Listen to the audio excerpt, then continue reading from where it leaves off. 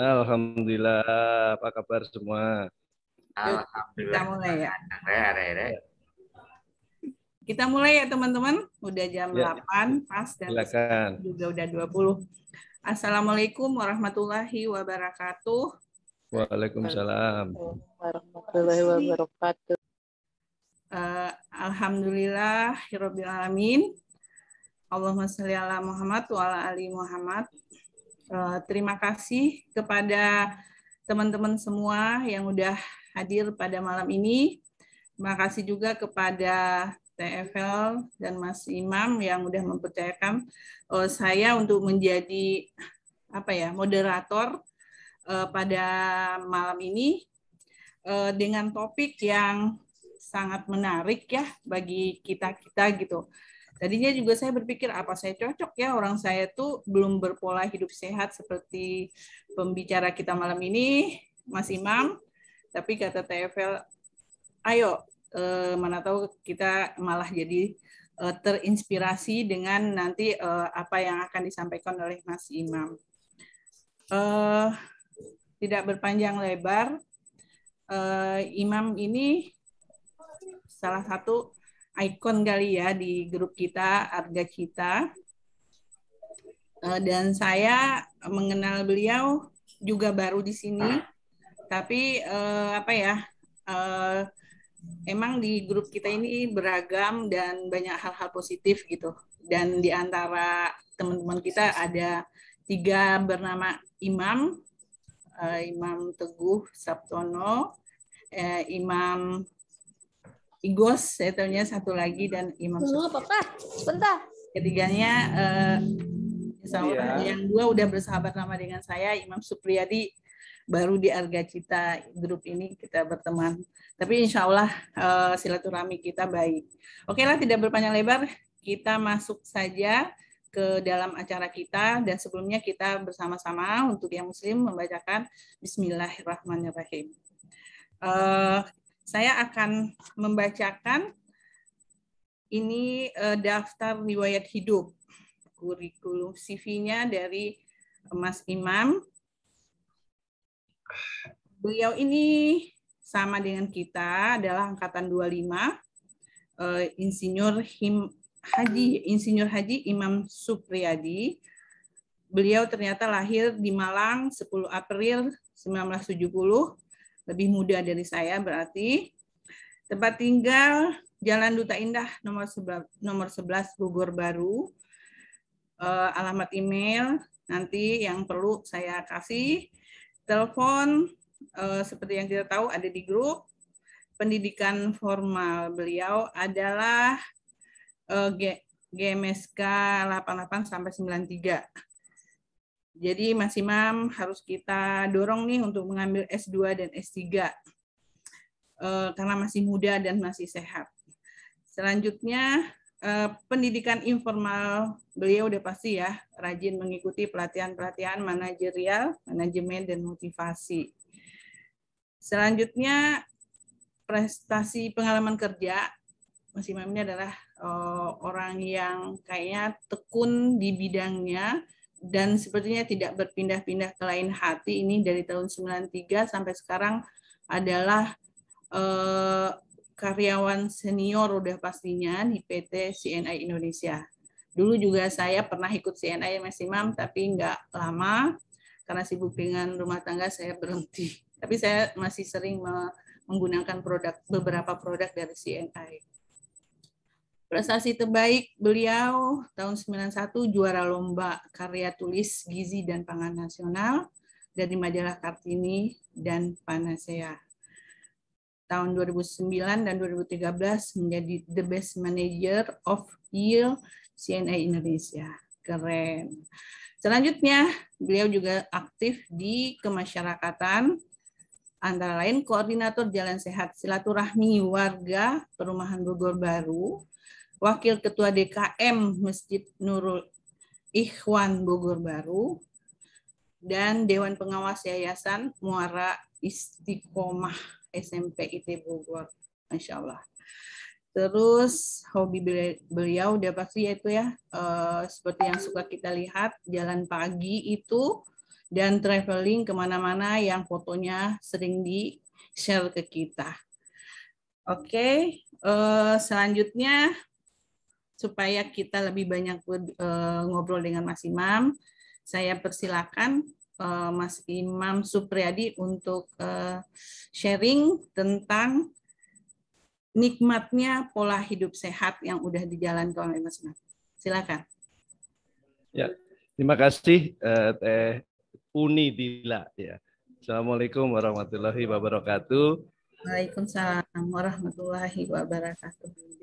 Alhamdulillah, puji syukur kehadirat Allah Subhanahu wa taala yang telah sampai hari ini memberikan kita nikmat. Nah, tadi disebut oleh Ustadz Denny, nikmat iman dulu baru nikmat sehat. Nah, ini sepertinya menjadi ucapan seremonial protokoler wajib kalau memberikan sambutan. Begitu ya, alhamdulillah, puji syukur kita diberikan nikmat. Nah, ada sehatnya ya, nomor 2 sehatnya. Nah, maka hari ini kita masih bisa berkumpul meskipun sudah terpisah 31 tahun, mudah-mudahan senantiasa dalam kondisi sehat walafiat. Salawat serta salam kita tentu sampaikan kepada junjungan kita Nabi besar Muhammad Sallallahu Alaihi Wasallam. Terima kasih Teh Uni Dila yang agak sedikit dipaksa-paksa menjadi moderator. Ya, apakah cocok? Cocok aja, siapa yang mau sehat ya cocok aja jadi moderator siapapun begitu. Dan saya mengusulkan yang ini, yang cewek aja supaya menyaingi Mas Hari yang cowok sama cowok minggu lalu. Variasi. Begitu. Makasih Teh Evel. Dan tentunya kepada teman-teman sudah 24 orang ini yang bersedia mendengarkan cerita saya. Nah, ini cerita saja bukan presentasi ilmiah ya, tapi ini cerita ngobrol tentang nikmatnya sehat yang selama ini saya jalani. Baik, mudah-mudahan 45 menit ke depan saya ceritakan, ya mudah-mudahan cukup waktunya. Gini, jadi ini bukan presentasi ilmiah, jadi ilmiah populer saja, ngobrol-ngobrol sesuai harapan Kak ini Cak Eko, jangan serius-serius. Kata Gugut juga jangan serius-serius, memang tidak perlu serius-serius, kita memang harus seru-seruan di sini. Tapi ingat tetap harus sehat. Tapi mohon maaf saya ini agak sedikit crowded di sekitar saya karena di rumah mati lampu, hujan besar tadi, jadi saya ngungsi dulu ke salah satu kafe. Mudah-mudahan suara saya terdengar jelas ya. Kalau ada background sedikit-sedikit tetangga-tetangganya sedang makan di sekitar saya. Mudah-mudahan terdengar. Gimana Uni Mimi, kedengaran nggak? Dengar sih. Alhamdulillah, mantap deh Imam. Oke, siap. 70 Pakai D ya, karena saya paling 70 soalnya. Kita 69. Iya. Baik, saya share screen dulu ya supaya saya bisa ceritakan lebih lengkap. Oke, ini tadi ya sudah disampaikan oleh Uni Dila. Saya milih judul nikmatnya pola atau gaya hidup sehat. Saya juga sengaja memilih kalimatnya itu kata nikmat di depannya, terus kasihnya itu pakai N besar. Ini perlu satu pemahaman yang sangat dalam bagi saya pribadi karena sesuai dengan seremonial protokoler pembukaan sambutan itu selalu begitu. Bersyukur kita mendapatkan nikmat, tapi kadang-kadang itu hanya tersisa sebagai ucapan karena mungkin bisa jadi sambil mengucapkan itu sambil sedang menjalani rasa sakit. Meskipun sakit itu juga nikmat ujian, tetapi betapa nikmat sehat itu harus diupayakan. Makanya kalimat ini saya pilih berpikirnya cukup lama, ya bukan sekedar pola gaya hidup sehat, tapi nikmatnya, karena memang ternyata sehat itu nikmat. Tetapi bagaimana bukan sehatnya saja yang nikmat, tetapi polanya juga nikmat, polanya juga nikmat. Kemudian saya tulis di bawahnya sehat ideal dan lengkap supaya ini mendukung kata nikmatnya itu. Kalau tidak lengkap, tidak ideal, senantiasa rasa nikmat itu berkurang, hanya sebagai slogan. Itu bagi saya, mohon maaf kalau saya sampaikan seperti itu. Kemudian ada sering saya sampaikan gambar ini karena memang ini kampanye saya secara pribadi. Saya merasa ini sebagai wujud pikiran saya yang bermanfaat bagi orang-orang lain harusnya seperti ini. Nah itu maka bisa jadi ini menjadi kontroversi kalau misalkan ada yang tidak setuju dengan beberapa kalimat ini, ya maka saya kasih tulis saja sehat versi imam, kira-kira selalu seperti itu supaya versinya itu, kontroversinya itu tidak melebar. Ya sudah, ini yang saya rasakan, saya ceritakan. Mudah-mudahan bermanfaat. Ya, jadi saya punya tagline-nya ada 4 nih, sehat, langsing, awet muda, jauh dari sakit ataupun obat. Nanti saya akan ceritakan. Nah, terima kasih Unidila sudah ceritakan ini. Tadi saya ini bukan bukan kurikulum vitae, tapi saya menyebutnya sebagai menikmati perjalanan hidup, karena saya merasa hidup kita ini sebuah perjalanan. Mari kita nikmati supaya tidak sia-sia. Nah, inilah maka saya kasih judul menikmati perjalanan hidup sebagai CV yang dibacakan oleh Unidila tadi. Alhamdulillah. Tidak banyak, sederhana sekali, tetapi mudah-mudahan manfaat bagi banyak orang. Ya, tapi rupanya memang seperti saya ditakdirkan dari awal mengurusi urusan sehat ini dari kuliah. Iya, padahal banyak yang mengajak saya masuk Fahutan waktu itu. Kelihatannya nggak cocok masuk GMSK, tapi saya tidak masuk Fahutan, pilih GMS. Rupanya memang takdir seperti itu. Ikut lomba kok menangnya di lomba gizi pangan nasional. Nah, masuknya kok ya masuk CNI. Kemudian saat masuk CNI itu ketemu konsultannya, yaitu guru besarnya GMSK sendiri, Profesor Dr. Darwin Karyadi dan Profesor Muhilal, dan beliau ini yang banyak memberikan masukan kepada saya bagaimana memahami tentang gizi dan teraplikasi dari produk-produknya. Jadi saya merasa sudah masuk di situ, di dalam situ memahami lebih banyak tentang gizi. Terima kasih tadi Unidila mendorong saya suruh ikut S2, S3, ya insya Allah nanti kalau masih ada waktu ya, tapi paling penting adalah ilmu bagi saya, ilmu yang bermanfaat yang kita bisa berikan kepada orang lain. Ya, mohon maaf kalau saya sering kirim gambar-gambar, karena memang saya menunjukkan judul ini. Hidup itu adalah perjalanan, mari kita nikmati. Kalau kita sehat, memang jalan-jalan itu menjadi nikmat. Tapi kalau sakit, ya susah, jalan aja susah, apalagi menikmati. Nah, kira-kira kalimat-kalimat saya itu saya pikirkan menjadi bermakna. Nah, ini contoh yang tadi ini ya, ini waktu 91 ini menjadi titik balik saya karena ini membiayai hidup saya. Tahun 91 itu mendapat hadiah juara pertama 2 juta zaman itu. Jadi langsung saya putuskan tidak perlu kiriman lagi dari orang tua. Sampai sekarang bisa menghidupi diri sendiri. Nah, ini dia salah satu juga pemicu saya sampai akhirnya sekarang saya membuat materi tadi itu karena saya diperkenalkan dengan satu teori food combining waktu itu, karena waktu itu saya punya masalah juga ini nih perut buncit. Nah, waktu saya juga pernah perut buncit karena berat saya 80, 81 dan mulai merasa sakit-sakit.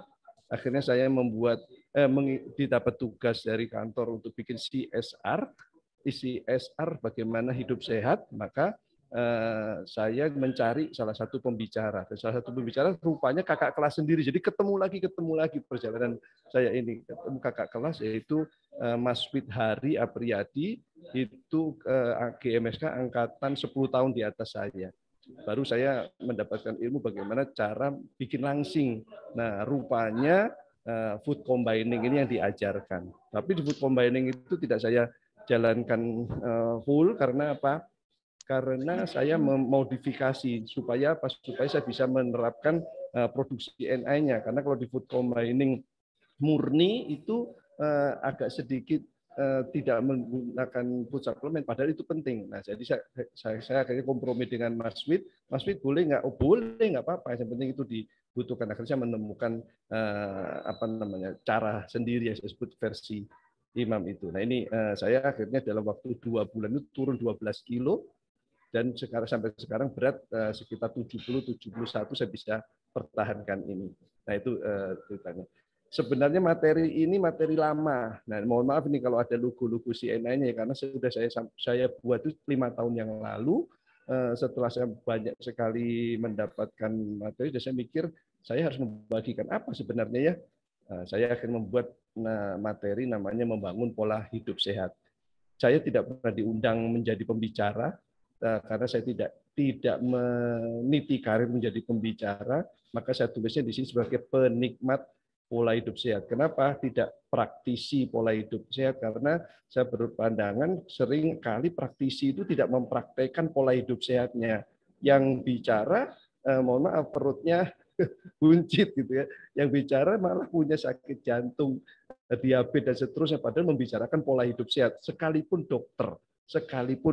Nah, ini buat saya menjadi bermasalah. Apa yang disampaikan belum tentu dijalankan. Jadi saya menulisnya sebagai penikmat pola hidup sehat, karena memang kata nikmat ini menjadi penting buat kita. Kalau menemukan satu hal yang bagus, harus kita nikmati. Maka saya tidak terkenal menjadi pembicara, tapi saya memilih untuk menyampaikan ini harus dinikmati, ini harus di-sharingkan.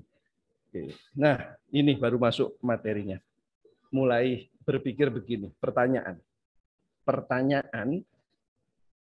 inspirasi pola hidup sehat itu untuk siapa sebenarnya? Nah, seringkali orang memikirkan inspirasi pola hidup sehat itu disampaikan oleh pembicara kepada audiensnya.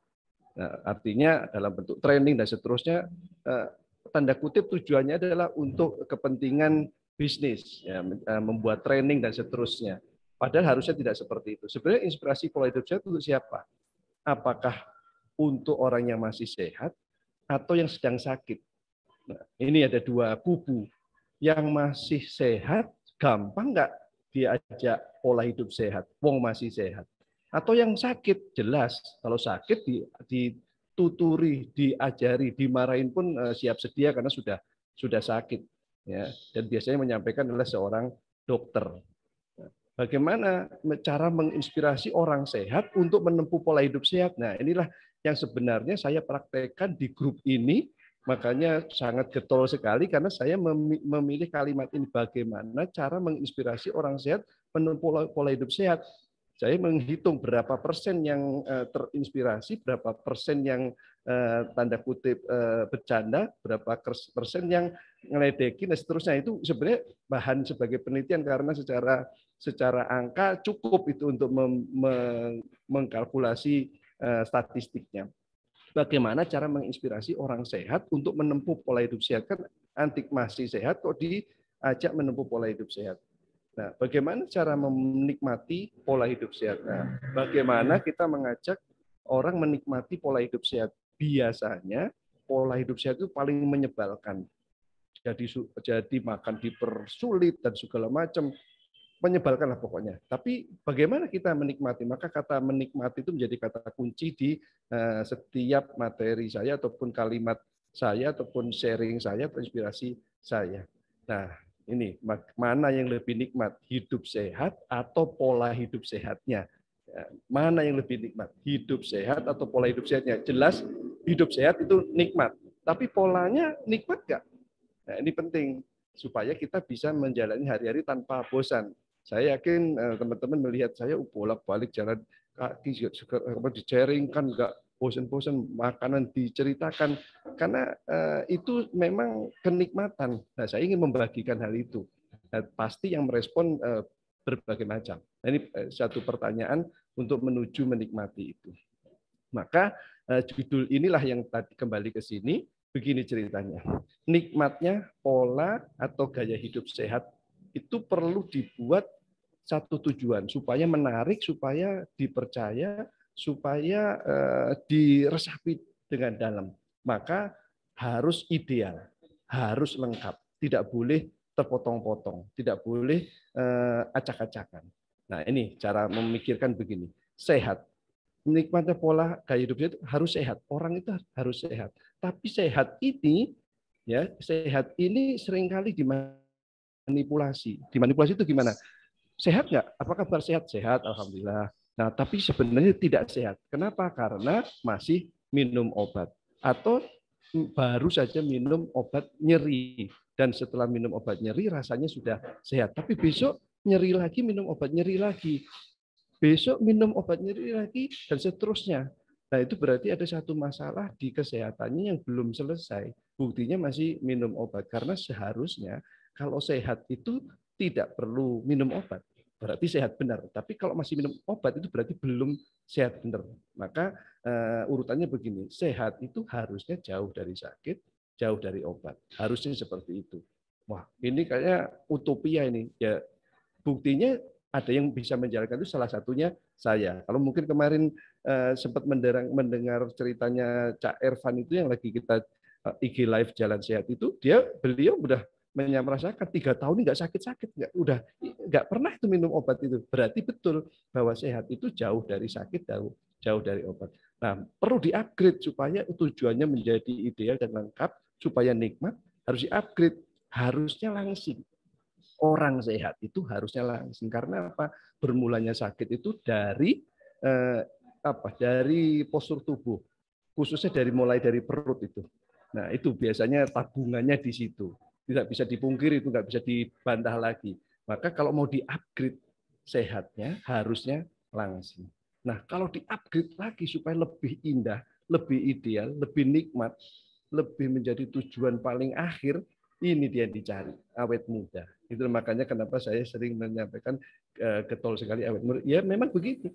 Ya, setelah sehat, langsing, awet muda. Siapa yang tidak mau seperti itu? Ya, tapi bisa nggak kita kembali muda? Bukan kembali muda, awet muda. Kita rem sekuat mungkin, jangan sampai segera tua, kira-kira seperti itu. Apakah kita menampik bahwa kita tidak boleh itu? Bukan, tapi kita berusaha tidak segera sakit. Itu intinya, karena tua itu salah satu ciri dari telah sakit. Ya. Baik. Nah, ini tentu kontroversi, ya. Kontroversi, ada yang bilang nanti genetikal segala macam. Iya betul, ya. Tetapi supaya agak mudah menerimanya, ya sudah, ini saya sebut saja sebagai diferensiasi pikiran saya, branding bagi saya sendiri, ya, karena saya sendiri sudah merasakan sehat, langsing, dan rasanya seperti itu. Setiap kali ketemu seperti itu. Bukan untuk menyombongkan diri, tapi ini adalah hasil dari pemikiran, hasil dari yang saya praktekkan. Baik. Nah, ini pertanyaan penting. Ya. Mudah-mudahan kita tidak mengalami seperti ini. Ini kalimatnya, pertanyaannya, kapan rencana sakit? Sakit direncanakan. Ya betul, itu seharusnya dipikirkan begitu. Biasa jawaban spontannya tidak ada orang yang merencanakan sakit, tapi sakit. Tapi kenyataannya sakit. Tapi kenyataannya jadi cukup parah. Jangan-jangan telah direncanakan tanpa sengaja. Tanpa sengaja direncanakan. Ya, bahkan sangat disiplin menjalankan rencana itu, yaitu apa? Sebaliknya. Ya, pola hidup tidak sehat itu sebenarnya adalah perencanaan dan pelaksanaan menuju sakit. Itu. Mari kita pahami slide ini, karena ini pertanyaan penting. Jangan-jangan kita sudah merencanakan dan melaksanakan dengan disiplin rencana sakit kita. Padahal itu bisa kita hindari. Yaitu caranya gimana? Ya, jalankan saja pola hidup tidak sehat. Pertanyaan pentingnya, kapan rencana sakit? Apakah sebenarnya hidup harus mengalami sakit? Atau dirawat rumah sakit? Kan jawabannya tidak. Mengapa bisa sakit? Ya ada sebabnya pasti. Tapi bisa nggak itu dihindari? Seharusnya bisa. Apakah harus minum obat seumur hidup atau langganan berobat? Karena sempat jadi tren. Ya, trennya gimana? Awal bulan ini harus check up ke dokter. Check up boleh, tapi pulang-pulangnya bawa obat. Setiap bulan harus ke dokter, pulang bawa obat lagi. Apa harus begitu ya? Seharusnya kan tidak seperti itu. Nah, itu tren seperti itu kan berarti terciptakan oleh sesuatu gerakan. Harusnya ada gerakan lain yang tidak harus seperti itu. Saya lebih senang akhir tahun jalan-jalan kemana begitu kan. Ya, terus atau tiap pagi rencana untuk jalan sehat, kan lebih enak begitu. Dan selama alhamdulillah sampai sekarang itu saya nggak minum obat sama sekali.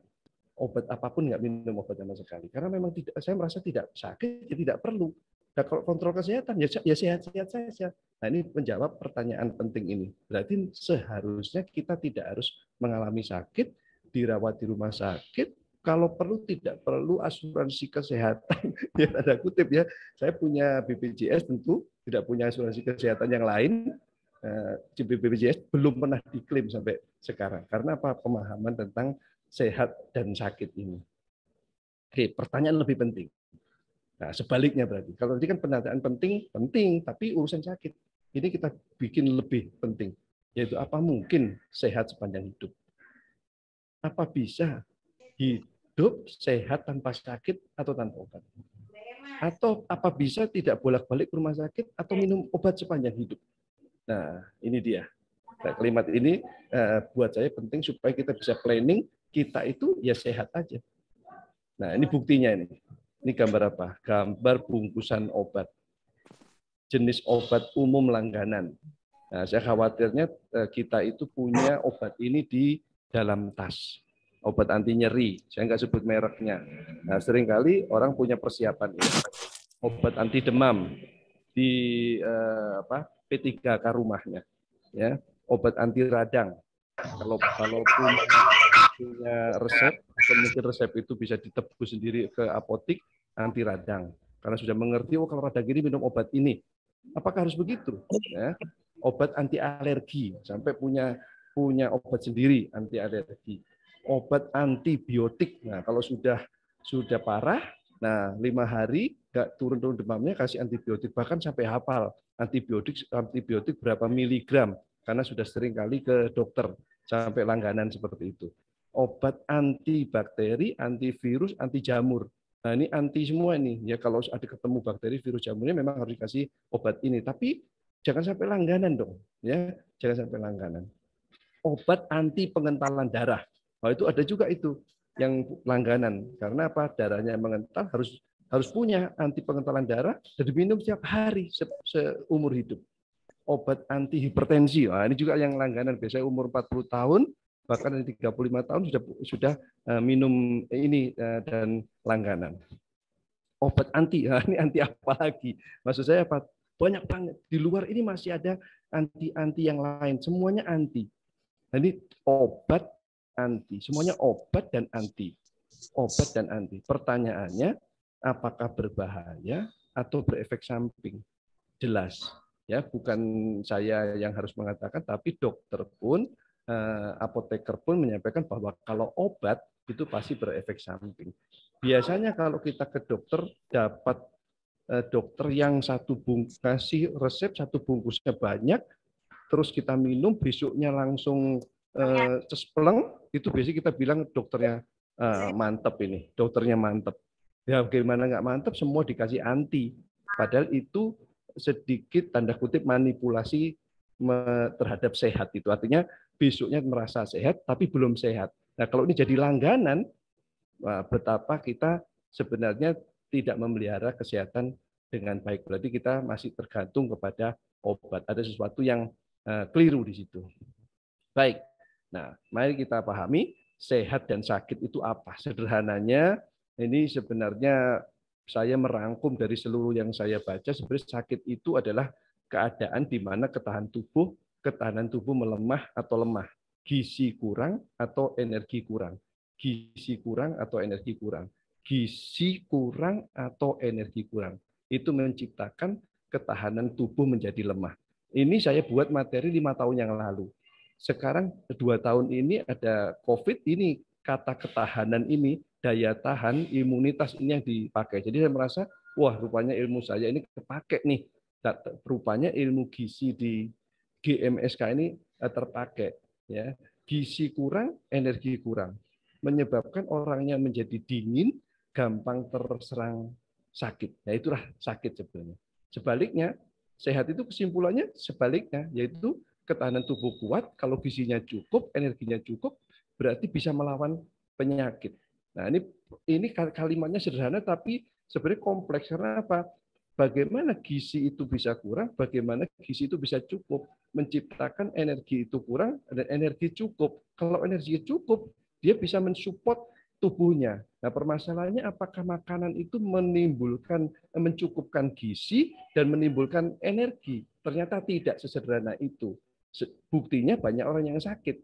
Buktinya ada orang yang sehat. Nah, ini berarti kita harus pahami bahwa gizi itu penting, bukan makan, tapi gizinya. Baik. Nah, ini saya lanjutkan ya.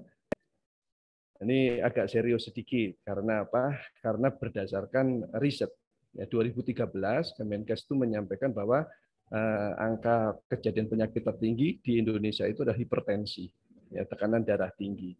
3 dari 10 orang di Indonesia itu hipertensi. Itu 2013. Nggak tahu sekarang kalau diteliti berapa? 30%. Berarti kalau sekarang ini kita hadir 37, itu berarti berapa ya?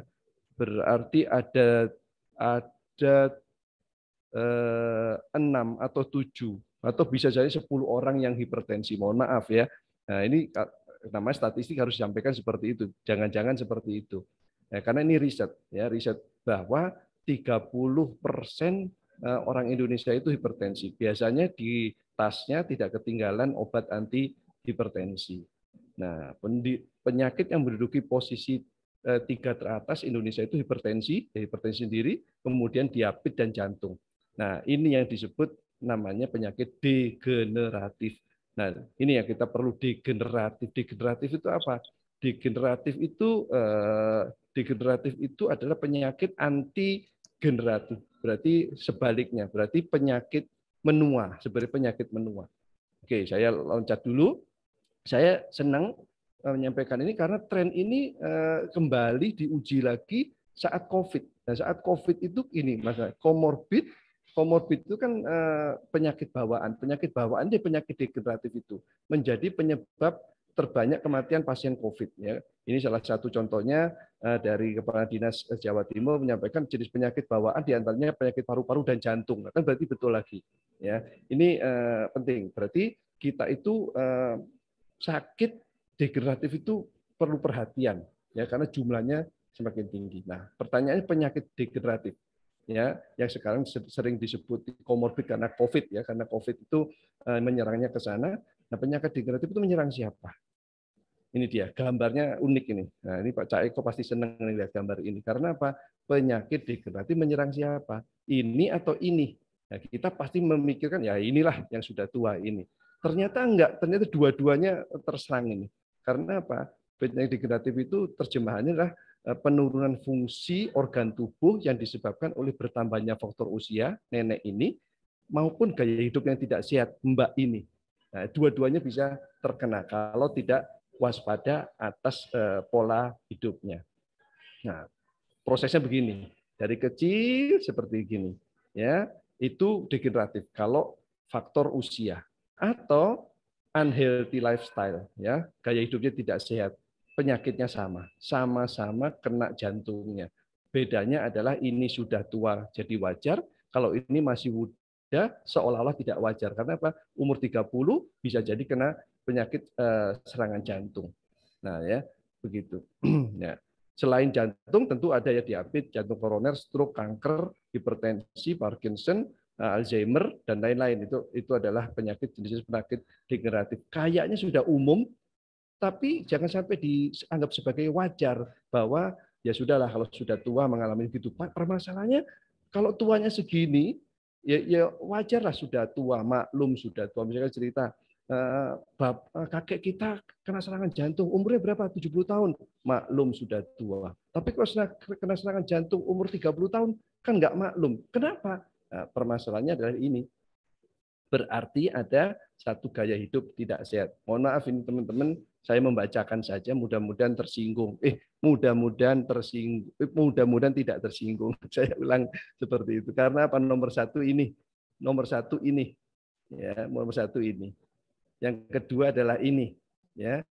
Yang ketiga adalah ini, enak tetapi ya perlu waspada. Itu rendang, empek-empek dan lain-lain yang berminyak-minyak itu. Yang keempat adalah ini sebenarnya adalah pewarna, ya. Yang kelima adalah cemil-cemilan ini. Yang keenam adalah ya ini ya racun zat racun. Yang ketujuh adalah bukan makanan, bukan apa-apa tapi stres. Stres ini adalah gaya hidup tidak sehat. Gaya hidup tidak tanpa disadari ataupun disadari atau terbawa, nah itu adalah seperti itu. Nah ini yang mohon maaf nih Kak Cak Eko yang suka ngelembur, saya juga ngikutinnya. Ini sebenarnya gaya hidup yang tidak sehat juga. Nah Cak Irfan sudah menikmati tidur jam 9:30 paling lambat, itu bagus, ya. Tapi berkualitas tidak. Kita harus bikin berkualitas. Ini adalah obat-obatan. Obat-obatan juga gaya hidup tidak sehat. kemudian ini virus jamur, bakteri itu kok gaya, padahal kita terpapar. Ya memang terpola, sudah seperti itu, kita berada di dalam lingkungan sekarang tidak bersih lagi, tidak ideal lagi. Ya, polusi di mana-mana. Ini bukan lomba foto, tapi ini diambil oleh fotografer yang bagus tentunya, karena memang ada polusi seperti itu. Gaya hidup yang tidak sehat. Ya, tambah lagi ini mager. Nah, yang tadi dilawan oleh Teh Arum bahwa yang penting jangan mager. Betul. Itu maka saya bilang Teh Arum harus jadi pembicara berikutnya. Karena apa? Karena harus dicari apa alasan yang membuat Teh Arum itu nggak suka diem. Apa yang membuat alasan Cak Irfan itu lari, padahal jalan sehat itu udah cukup. Ya. Halo, ini ada yang dari luar negeri ya. Oke, ya ini apa yang membuat Cak Irfan itu lari, padahal jalan sudah cukup ya di usia itu. Tapi ya dia membina seperti itu. Apa yang membuat Uda Dasri lari lebih kencang? Nah, itu harus cari alasannya. Ya, karena gaya hidup tidak sehat itu adalah kurang aktivitas fisik. Kurang aktivitas fisik itu menyebabkan badan menjadi semakin tambun, tulangnya, sendinya menjadi tidak kuat untuk menopang. Nah, itu berbahaya. Ya, jadi kalau mencari penyebab radang sendi dan seterusnya itu pasti badannya terlalu berat, sendi dan tulangnya tidak kuat menopangnya. Nah, ini dia masalahnya. Ya, sebab-sebabnya ini radiasi, kurang olahraga, makanan tidak teratur, genetik, ya juga ada genetik, memang bawaan tidak bisa dilawan. Tapi yang lebih banyak adalah yang non genetik ini, stres, asap, polutan. Nah, ini menyebabkan radikal bebas yang hasilnya adalah stres. Stres tubuh kebanyakan radikal bebas sehingga tubuhnya gampang sakit. Ini dia. Ya, hasilnya kembali ke sini tadi.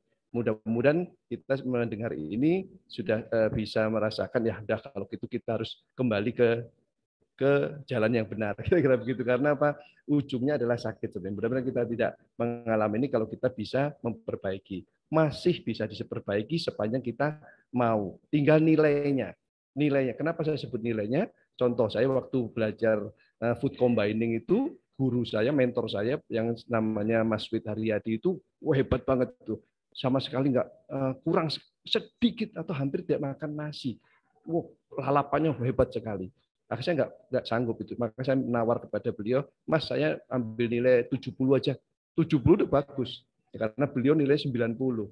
Ya, tinggal kalau kita sakit, kita mau sehat nilai berapa. Yang penting kita harus memperbaiki diri kita supaya nilai sehat kita itu lebih baik. Nah, caranya gimana? Ya, mari kita berubah. Yaitu apa? Jangan asing, jangan alergi kalau cek kesehatan. Ini penting supaya tahu. Jangan sampai aduh takut tes, nanti takut ketahuan sakitnya. Justru semakin tahu, kita semakin segera bertindak.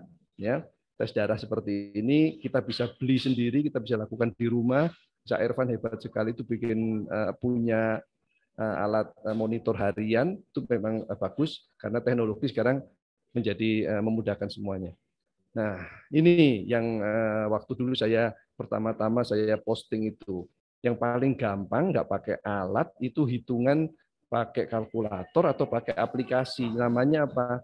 IMT, indeks massa tubuh, membandingkan antara berat badan kita dengan tinggi kita. Angkanya berapa? Untuk mengukur angka minimal yang membuat kita tahu kita itu sedang berisiko sakit atau tidak. Ya, kita hitung saja berapa berat badan kita dibagi dengan tinggi kita dimeterkan. Jadi kalau misalkan saya berat 175, tinggi berat saya 70, tinggi saya 175, berarti 70 dibagi 1,75 kuadrat. Nah, angka saya itu di sini. Seringnya di sini 22,9. Hampir di sini ya. Nah, makanya saya harus kontrol sekali. Nah, kalau Cak Irfan di bawah sini, di bawah ini karena sangat kuat beliau. Ya. Nah, tapi nggak apa-apa, kita berusaha lebih baik lagi. Kemudian lingkar pinggang yang waktu itu pertama-tama saya kirim video saya bagaimana mengukur lingkar pinggang. Karena memang sakit itu bermulai dari perut. paling cepat membentuk perut. Paling cepat orang gendut itu membentuk perut. Kalau perutnya sudah lebih lagi akan melebar kemana-mana. Maka sampai seluruh tubuh terisi dengan timbunan-timbunan lemak itu. Nah, maka dikontrol pertama adalah lingkar pinggang atau lingkar perut itu. Pria, ya, pria itu intinya, ya, pria itu 90, wanita 80. Nah, ini tentu agak sedikit tersinggung. Wah, enggak ini udah kegedean ini ya. Makanya harus kita kontrol, kita turunkan. Ya. Nah, saya menambahkan ini sebenarnya ini bisa juga bahan sekolah ini. Bagaimana membuat ideal sehat itu. Sebenarnya ada ukurannya, tapi belum pernah diukur, belum pernah diteliti ini. Saya bikin aja sendiri. Maka saya kasih nama bioindicator awet muda. Nah, ini kan kontroversi. Apa itu bioindikator awet muda? Yang paling gampang ya terlihat kasat mata, rambut lebat hitam. Itu tidak bisa dipungkiri. Mohon maaf kalau saya sampaikan ini ada yang tersinggung, tapi ini kan bisa jadi bahan penelitian karena terlihat di kasat mata. Kulit cerah dan halus. Ya, mata belum berkacamata. Alhamdulillah sampai sekarang saya belum berkacamata. Ya, kenapa kok begitu? Ya karena rambut, kulit, dan mata itu adalah bagian tubuh paling luar. Apakah kebagian gizi saat dikirim oleh pembuluh darah ya sampai ke ujungnya rambut, kulit, dan mata. Ya karena sel rambut, kulit, dan mata itu tercukupi gizinya maka mestinya dia awet muda karena kelihatan kasat mata. Ya, mudah-mudahan ini kalau diteliti jadi bahan S2 atau S3. Nah, mari kita lihat rahasianya. Rahasianya apa nih? Rahasianya ternyata di sini. Sangat sederhana. Saya senang menyederhanakan masalah supaya gampang dicari solusinya. Rupanya di pola makan. Ini dia gambarnya. Ini kalau kita ikut prasmanan, ikut kondangan seperti ini. Ini pola. Pola itu artinya apa? Kita ambil piring, ambil apapun setelah itu pola. Ya, pola karena terulang lagi. Dan umum seperti itu. Nah, atau begini. Nah, ini pola juga. Tinggal diambilkan, kita lihat polanya seperti apa. Ininya habis, nasinya, ayamnya habis, mungkin minta nambah, tempe tahunya habis. Nah, ininya biasanya yang tidak habis. Terus selesai saja, ditinggalkan saja, akhirnya tidak termakan. Nah, itu pola juga. Itu berarti pola makan kita. Apa yang terbuang? Ternyata ini ada fotonya juga, Cak Eko. Nah, ini foto HI ini, human interest ini. Karena apa? Ternyata restoran itu banyak sekali membuang ini. Nah, lihat nih. Ini foto nih. HI ini, human interest ini. Ternyata sudah ditanam, dibuang. Dan benar-benar dibuang. Kalau saya makan ini. Kalau saya makan. Orang lain nggak termakan. Karena apa? Polanya seperti ini. Yang ini dimakan, ini dipikir garnish, dipikir hiasan. Sampai dibuang dan kegiatan restoran itu membuang seperti ini. Ya, mudah-mudahan ini menjadi perhatian kita. Oke. Nah, jadi judulnya pola itu membuat kelebihan karbohidrat dan lemak. Kekurangan sayur dan buah segar tanpa diolah. Itulah kenapa saya selalu menyampaikan sayur, buah segar tanpa diolah. Karena apa yang tanpa diolah ini masih murni, masih banyak, tidak hilang vitamin, antioksidan, dan enzim. Di mana tiga-tiga ini akan hilang saat diolah. Saat dipanaskan itu rusak. Vitamin jadi rusak, antioksidan rusak, enzim rusak. Maka kita makan itu tanda kutip sebenarnya makan tanda kutip ya, makan sampah. Karena apa yang kita masukkan sampah. Buat apa? Buat tubuh tertimbun, akhirnya membuat kita sakit. Padahal perlu vitamin, antioksidan, enzim untuk melarutkan ini supaya tercerna mendapatkan gizinya. Pentingnya gizinya, bukan makannya. Yang dapat gizinya sampai ke ujung rambut, ujung kulit, ujung mata dan terpenuhi menjadi awet muda. Itulah kenapa akhirnya saya membuat rangkuman pola hidup sehat itu harus komplit, harus sistematis, tidak terpecah-pecah. Kenapa begitu? Karena biasanya begini. Nah, saya buka-buka saja ya. Biasanya orang bilang pola hidup sehat itu pola makannya harus sehat. Pola hidup sehat itu harus olahraga, pola hidup sehat itu harus seneng, harus bahagia. Nah, menurut saya kurang sistematis. Akhirnya bosen di pola makan, akhirnya capek di olahraga. Nah, padahal harusnya menjadi rutin. Maka itu yang diperbaiki adalah dari pola pikir. Pola pikir yang sehat. Baru akan menikmati pola makan sehat. Baru akan menikmati pola aktivitas yang sehat itu. Kalau pola pikir nggak dibenerin, di sini menyerah, di sini menyerah. Banyak sekali pola makan sehat itu diasumsikan, dipersepsikan sebagai diet. Diet yang aneh-aneh yang akhirnya sebelah sama diet itu. Akhirnya nggak bisa bergaul dengan orang. Nah, itu berbahaya. Maka kita harus perbaiki pola pikir sehat, baru kita akan menikmati pola makan sehat, pola aktivitas sehat. Pola pikir sehat itu apa? Niat mau sehat. Niat atau mau keras untuk memilih hidup sehat. Ya. Kemudian manajemen stres. Jangan stres. Gimana jangan stres orang hidup susah? Ya pilih jangan stres, itu aja. Pilih jangan stres. Jadi apa? Pilih happy. Nah, makanya muncul akhirnya belakangan itu adalah yang penting happy. Nah, bahagia, memilih bahagia. Memang begitu.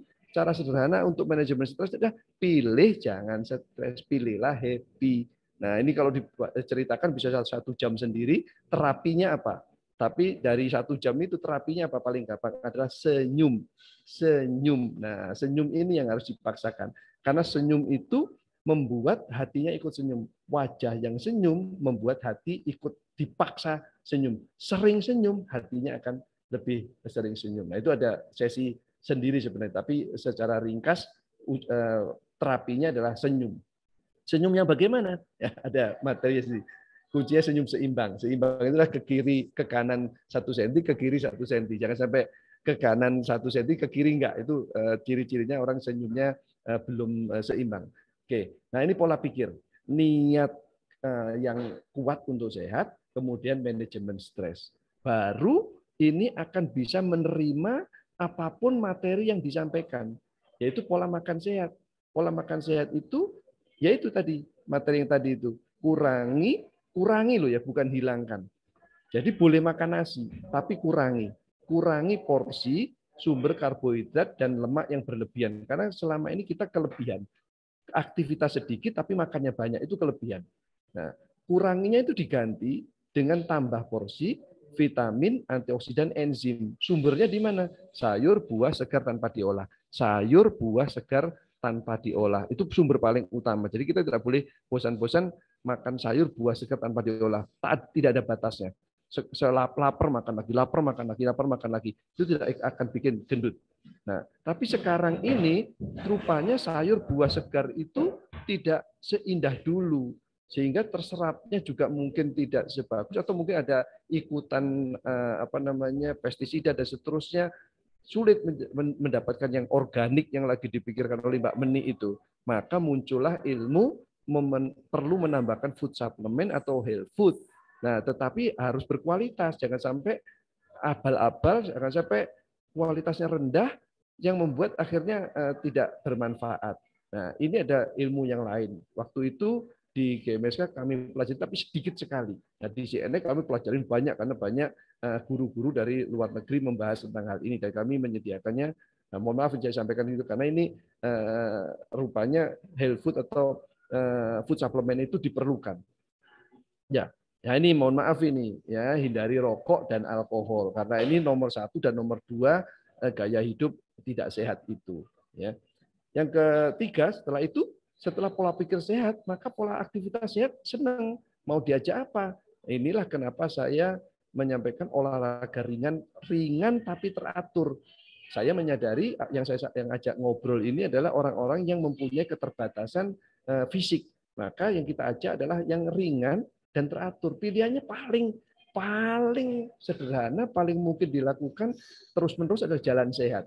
Meskipun bisa lari, bisa bersepeda, bisa yang lainnya, tapi paling aman begitu. Karena secara statistik rata-rata orang itu kalau memulai resikonya tinggi. Karena apa? Mungkin lututnya, mungkin telapak kakinya dan seterusnya. Maka anjuran umum itulah jalan sehat, ya.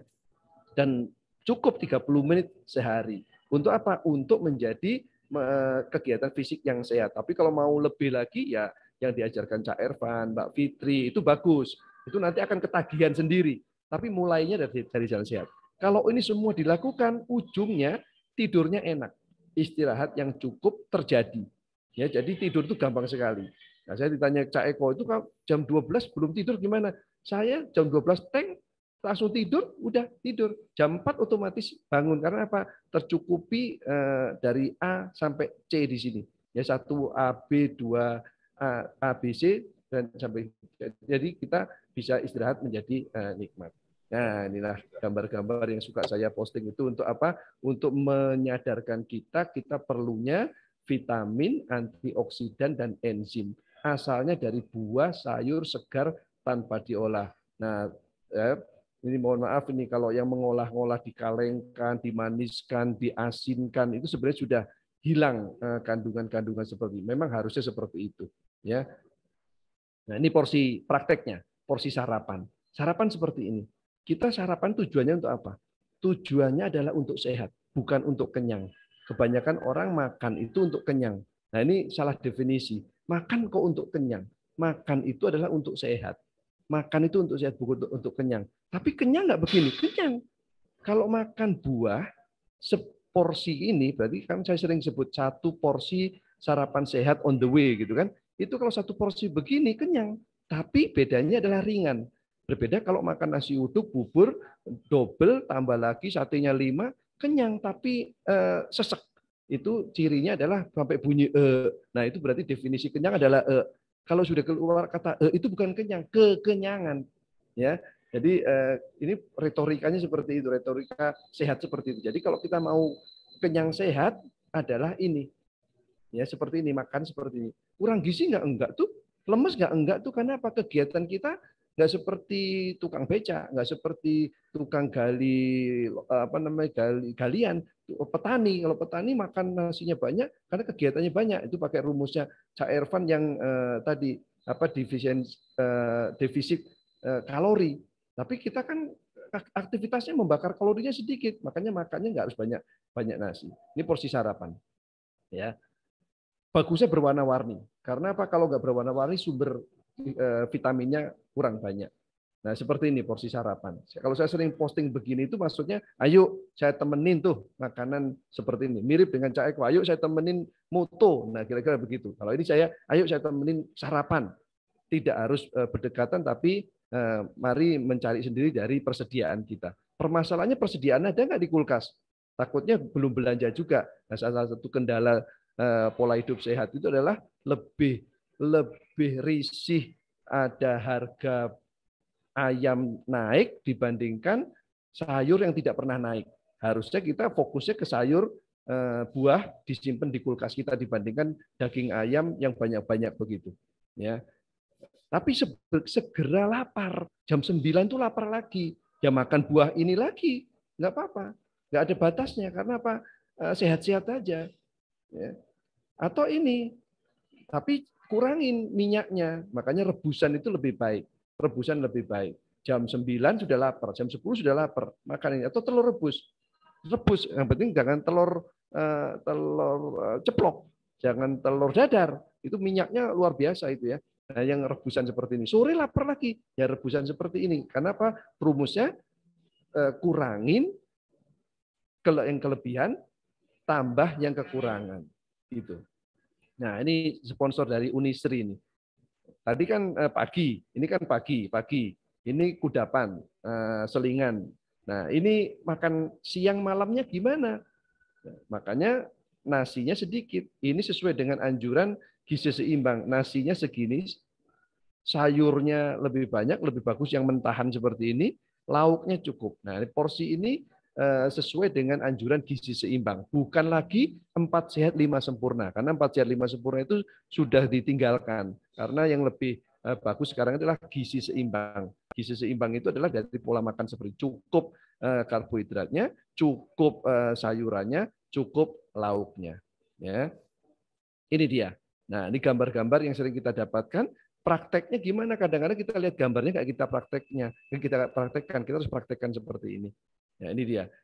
Sekarang lebih teruji lagi, cegah tertular COVID dengan makan bergizi seimbang. Nah, ini diangkat lagi. Rupanya memang gizi seimbang, bukan lagi 4 sehat 5 sempurna. Karena apa? 4 sehat 5 sempurna itu ditemukan oleh Profesor Purwosudarmo tahun 65-an, itu karena Indonesia lagi kekurangan gizi, maka susu dipakai waktu itu. Tapi sekarang kita kelebihan gizi yang salah, maka tidak dipakai lagi. Kita kurang makan sayur dan buah. Ya, ini dia panduan gizi seimbang Kemenkes yang sekarang ini dalam rangka mengatasi pandemi COVID, ini kan panduan gizi seimbang pada masa pandemi COVID. Nah, 1, 2, 3, 4, 5, 6, 7 ternyata sekarang itu diakui perlunya suplemen. Ternyata perlunya suplemen karena tidak cukup menyediakan ini, tidak cukup menyerapnya, tidak cukup menyediakan, tidak cukup mengunyahnya, ya, dan bahan-bahannya pun tidak memadai untuk kebutuhan sehat. Maka suplemen itu menjadi suplemen, berarti pelengkap, ya, pelengkap. Ya, selain hindari merokok, selain tidur harus cukup, selain harus aktivitas fisik. Nah, ini supaya kita menjadi sehat.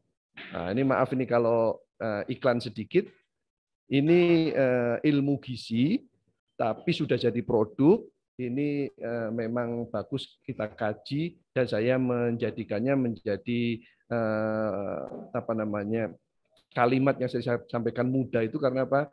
Ini di Jepang lebih maju memikirkan bagaimana mencari suplemen yang bisa meregenerasi sel. Inilah yang dan ini sejak 69 sudah ada ini. Yang sering saya gunakan itu karena apa? Saya meyakini bahwa tidak cukup kita itu memenuhi gizi kalau tanpa suplemen.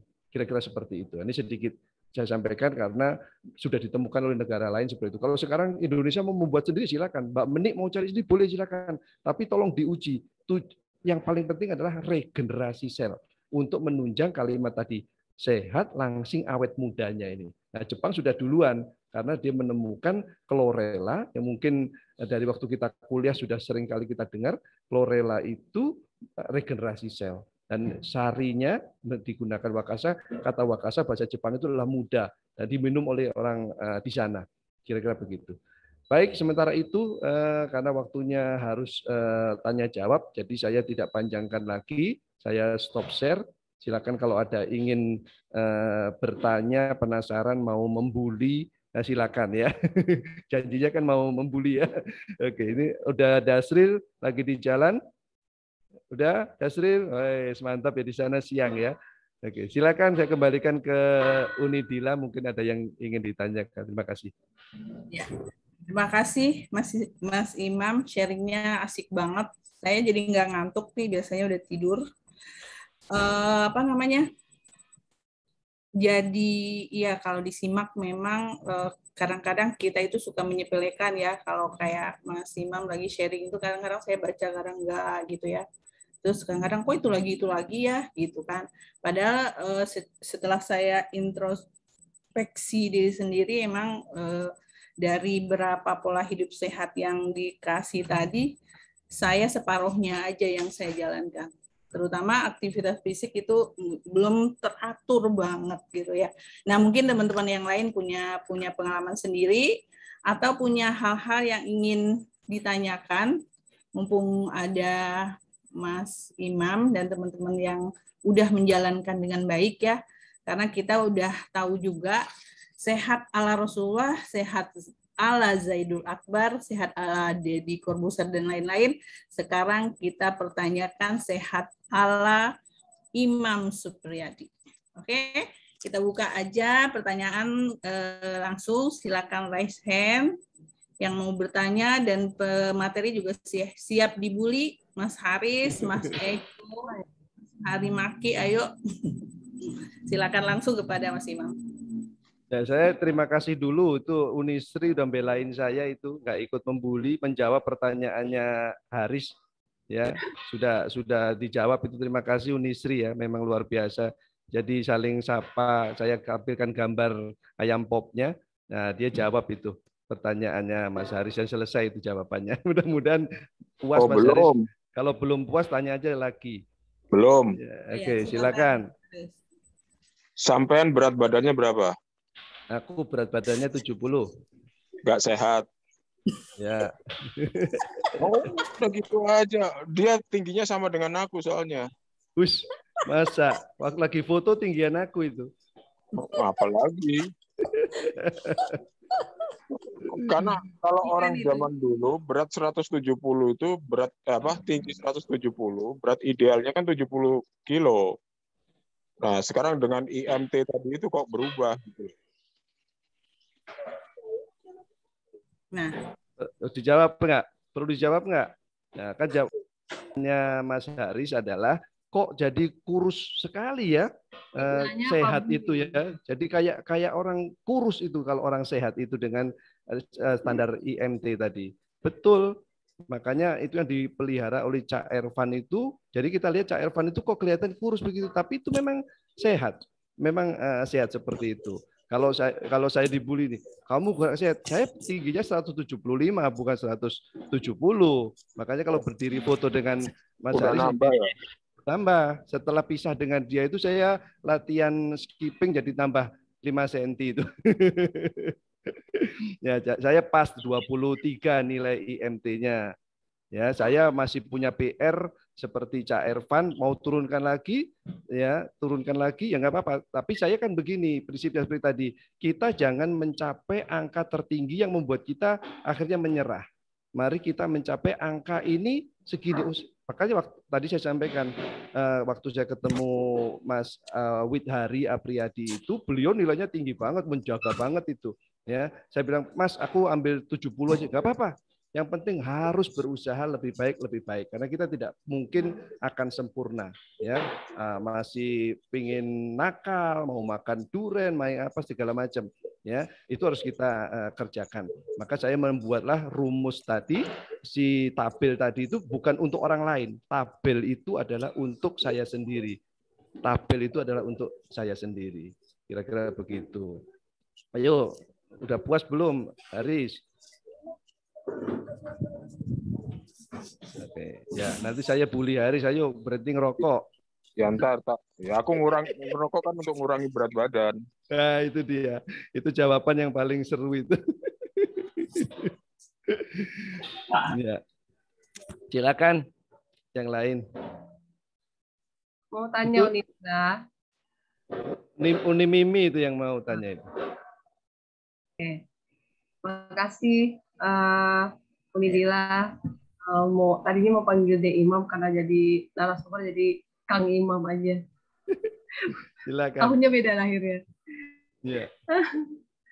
Gini, mau tanya sama Imam, itu sekarang pola untuk diet itu macam-macam, ada yang namanya keto ya. Tapi ternyata berbagai pola itu banyak berefek juga. Saya punya tetangga, bahkan dengan keto dia akhirnya malah menjadi stroke dan sebagainya. Terus itu yang kedua, mau minta syaratnya Kang Imam nih untuk apa? Ini kalau kita orang Padang ini susah pola makannya, nggak pakai nasi itu nggak makan namanya gitu ya. Jadi untuk tadi itu yang mengecilkan perut, kemudian mengurangi ketergantungan dengan apa tadi suplemen itu bahkan tetap tidak sehat ya ternyata gitu ya. Kapan harus gitu. Nah ini saya mau sharing dikit juga Kang Imam. Dulu saya waktu di tugasan untuk skripsi ya itu dikirim ke Palembang, kalau dari sana saya dapat alergi akhirnya menjadi eksim yang bertahun-tahun, bahkan sampai di kampus saya nggak sembuh-sembuh. Alhamdulillah baru saya anak ketiga nih hilang, itu saya nggak terlalu saya mencoba mengurangi kimia betul, saya banyak lari ke herbal ya, batu sauda, tapi nggak artinya apa ya, akhirnya itu hilang. Itu pun sudah saya punya anak yang ketiga.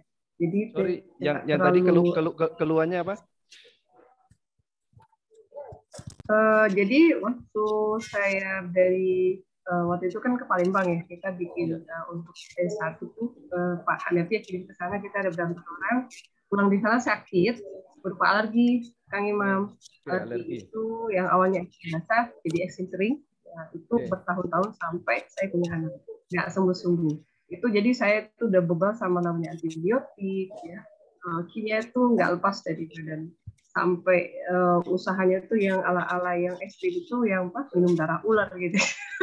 dulu saking ingin sembuh gitu ya. Tapi akhirnya alhamdulillah ya kayak anak ketiga itu sudah atau kedua lah lebih kira itu sudah hilang. Tapi memang saya mencoba ke herbalnya dan itu nggak terutin, cuman saya lebih niatkan mengurangi kimianya. Alhamdulillah akhirnya sekarang lebih baik. 3 ya, Kang Imam.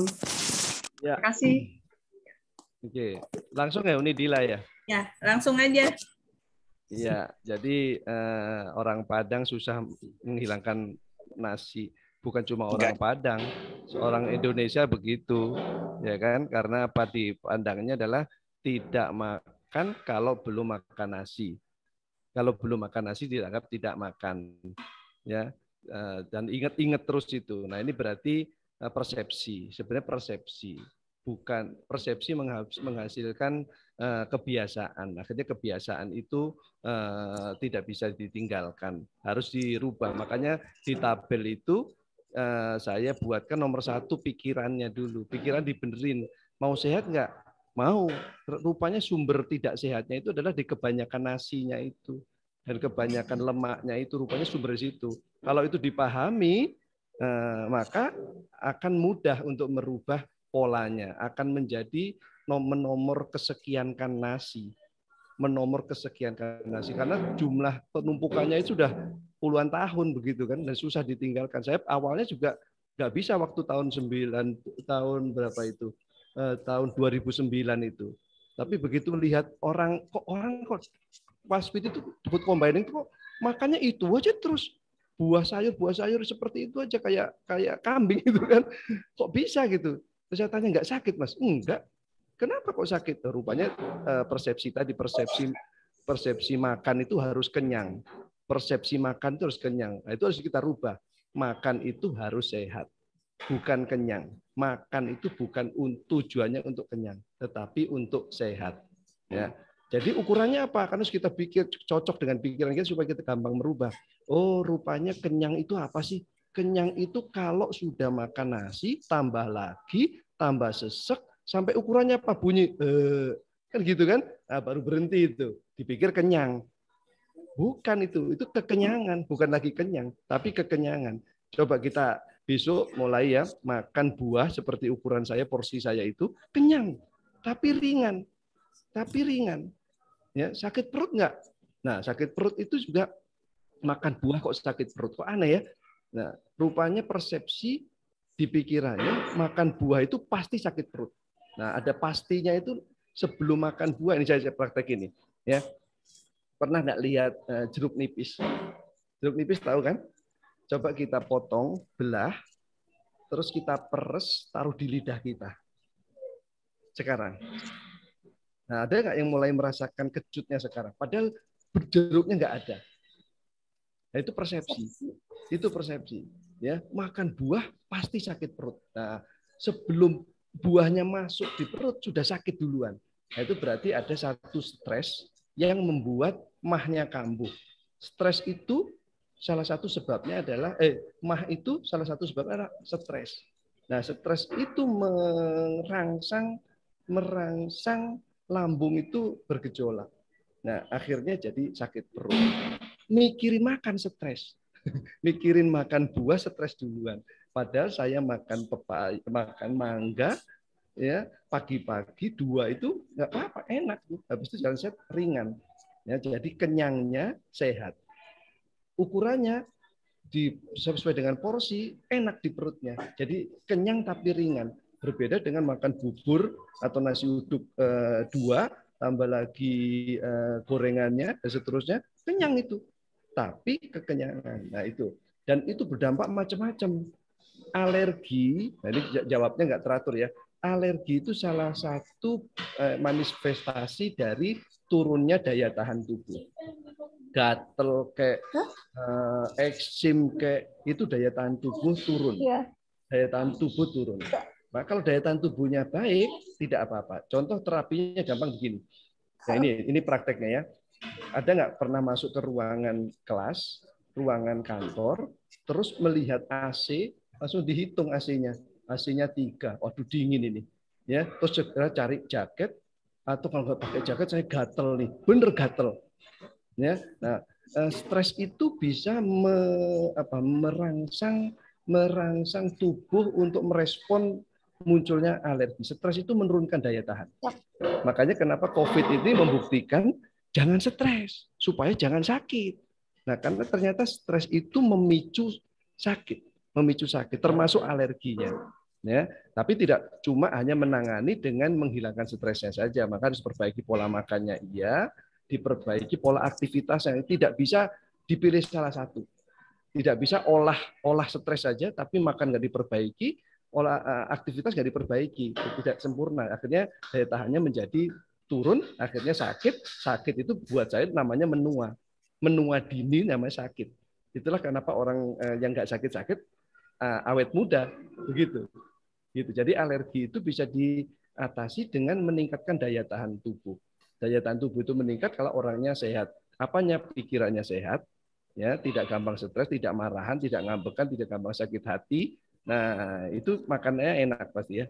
Nah, terus diperbaiki, pilih makanan yang sumber gizinya bagus. Kemudian aktivitasnya dikerjakan. Aktivitasnya ya cari yang bisa berulang-ulang. Ini mohon maaf, saya bukan mengkritik Cak Ervan. Kalau kita melihat Cak Ervan itu, waduh, seneng gitu kan. Karena apa? Wah, hebat banget, tepuk tangan. Jadi kita melihatnya seperti atlet. Tapi kan kita pengen juga seperti itu. Kita turunkan yang bisa dilakukan sehari-hari berulang-ulang, yaitu jalan sehat 30 menit cukup dengan kecepatan 6. Ya, kalau pertama belum bisa, ya naik lama-lama. 30 menit dulu lah. Nanti begitu enak ketagihan. Jangan dilebihkan jadi 1 jam. Jangan dilebihkan sampai 2 jam. Itu nanti capek, sakit, besok nggak berulang lagi. Yang kita pengen kan ulangan, konsisten. Seperti itu. Gitu, nggak tahu ini udah menjawab atau ada yang belum terjawab, Uni Mimi? Yang keto itu loh, Kang. Keto. Nah, itu ini bagus nggak sih pola itu? Pola makan. Tadi di tabel yang pola makan tadi itu kan saya sebutkan. Ada pola makan itu sering diterjemahkan dengan diet. Nah, diet itu saya merasa diet itu jadi konotasi negatif. Karena apa? Ada harus begini, harus begini, harus begini. Terus akhirnya tidak bisa bergaul dengan orang lain. Karena apa? Karena terlalu ketat dan harus mengikuti itu sangat ketat sekali. Ya, tujuannya tanda kutip sebenarnya untuk mendukung pembuat aliran itu. Ya, padahal paling gampang yang saya sering ajarkan, sebenarnya Cak Ervan juga mengajarkan juga, yaitu apa? Ya, yaitu itu apa namanya? Kurangi yang kelebihan. Kita kelebihan nasi, kita kelebihan gorengan, itu paling utama. Kita kekurangan buah dan sayur segar. Nah, itu kurangin yang kelebihan, tambah yang jadi sederhana sekali. Nggak seperti apa. Saya tidak mengikuti diet keto, saya tidak mengikuti diet Deddy Corbuzier karena seringnya itu menjadi apa? Hebohnya saja. Padahal intisarinya itu sederhana di situ, kelebihan nasi dan gorengan. Nasi itu temannya adalah mie, nasi itu temannya adalah roti, ya, karbohidrat putih itu. Ya, karena apa? Karena di belakangnya itu pengolahannya itu yang kurang baik. Tapi kalau kita makan beras merah kan lebih baik, seratnya tinggi. Kalau gandum lebih tinggi. Kalau apalagi misalkan minyak, habiskan minyak zaitun lebih baik, kira-kira begitu. Begitu. Jadi lebih baik kita jadi orang biasa saja, tapi tahu permasalahan utamanya di mana. Jadi ringan-ringan saja. Yang saya ingin tekankan, jangan sampai kita itu antisosial, nggak gaul akhirnya. Wah, saya nggak ini karena mengikuti apa namanya aliran begini, seringnya begitu. Ya, harusnya baik, tapi kok kenyataannya kok malah seperti itu. Ya, padahal kita kekurangannya adalah di sana. Ya. Terus apa tadi food supplement ya. Tadi mungkin mudah-mudahan tidak salah menangkap yang saya sebut tadi itu adalah obat. Obat beda dengan food supplement, obat beda dengan herbal. Bedanya obat itu kimia, pasti itu berpengaruh. Ya, kita selama ini mungkin ada yang sudah konsumsi obat secara rutin, ya mudah-mudahan itu bisa disadari sebagai ya obat untuk sementara. Jangan sampai terus-terusan. Bagaimana kita mengimbanginya? Ya kita perbaiki coba pola makan. Karena dokter biasanya membuat resep, tapi mengingatkan ini ya hidup sehat ya. Nah, tapi yang mengontrol hidup sehat siapa? Begitu pulang dari ruang dokter kan kita sendiri. Betul kan? Harusnya kita harus mencari pengetahuan, menempuh pola hidup sehat supaya waktu tes ke dokter, lu kok jadi lebih sehat ya Bu ya? Ibu melakukan apa? Ini dok, makan buah, makan ini. Oh bagus itu. Nah, kemudian lama-lama jarang ke dokter, lama-lama tidak perlu ke dokter. Karena apa? Sudah baik, sudah perbaiki. Jadi jangan sampai jadwal langganan itu ke dokter terus tapi kondisi tambah parah. Kita harusnya tambah baik. Gitu Uni Nini. Siap, Kang. Mantap. Terima kasih. Mas Imam, supaya lebih interaktif ya, kita terima saran dari teman-teman juga. Ini Unisri pernah menjalani keto, ingin berbagi kali dengan kita semua. Boleh ya? Boleh, silakan. Oke, silakan Unisri Linda memberikan sharing. Assalamualaikum. Waalaikumsalam. Salam, Indah. Halo Mimi. Ayo sharing ketonya. Menambahin sedikit yang dari Imam ya, Mam. Nggak apa-apa ya. Boleh, satu guru, satu ilmu saling membantu. Terus sama GMSK ini. Saling. Oke, MSK-nya itu loh. Oke, GMSK. Oke. Mengenai keto, saya mulai dari keto dulu deh. Keto itu sebenarnya lifestyle, bukan diet. Lifestyle. Namanya lifestyle adalah kita merubah cara perilaku kita dalam menyantap makanan. Keto itu intinya adalah mengalihkan fungsi karbohidrat kepada protein, keton. Sehingga kalau kita keto itu selama 3 hari pertama, maka namanya keton di dalam darah itu akan lebih tinggi.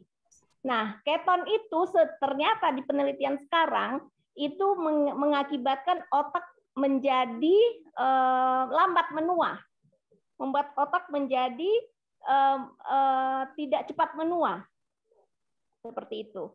Nah, tetapi terus terang saja, saya tidak bisa selamanya menjalani lifestyle tersebut. Selama 12 hari pertama saya benar-benar melakukan ketofastosis itu, dan makanannya enak-enak, kecuali tidak pakai nasi, gitu ya. Buahnya itu alpukat, ya kan. Terus saya makannya itu semua yang lemak-lemak orang nggak boleh, saya makan semua. Saat itu saya makan bisa telur puyuh bisa sampai 20 butir. Nah, kalau saya saat itu mengkonsumsi karbohidrat, saya nggak berani.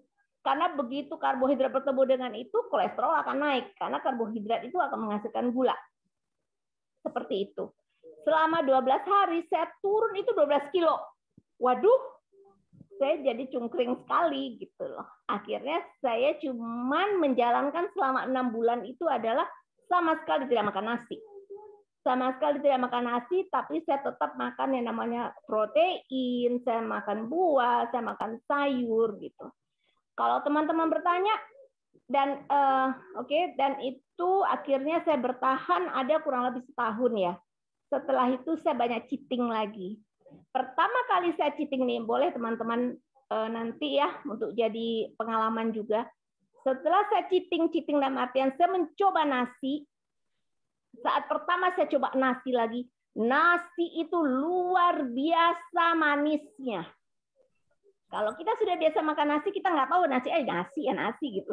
Tapi kita sudah meninggalkan nasi selama 1 tahun, terus tiba-tiba saya coba lagi tuh nasi, manis banget. Saya pun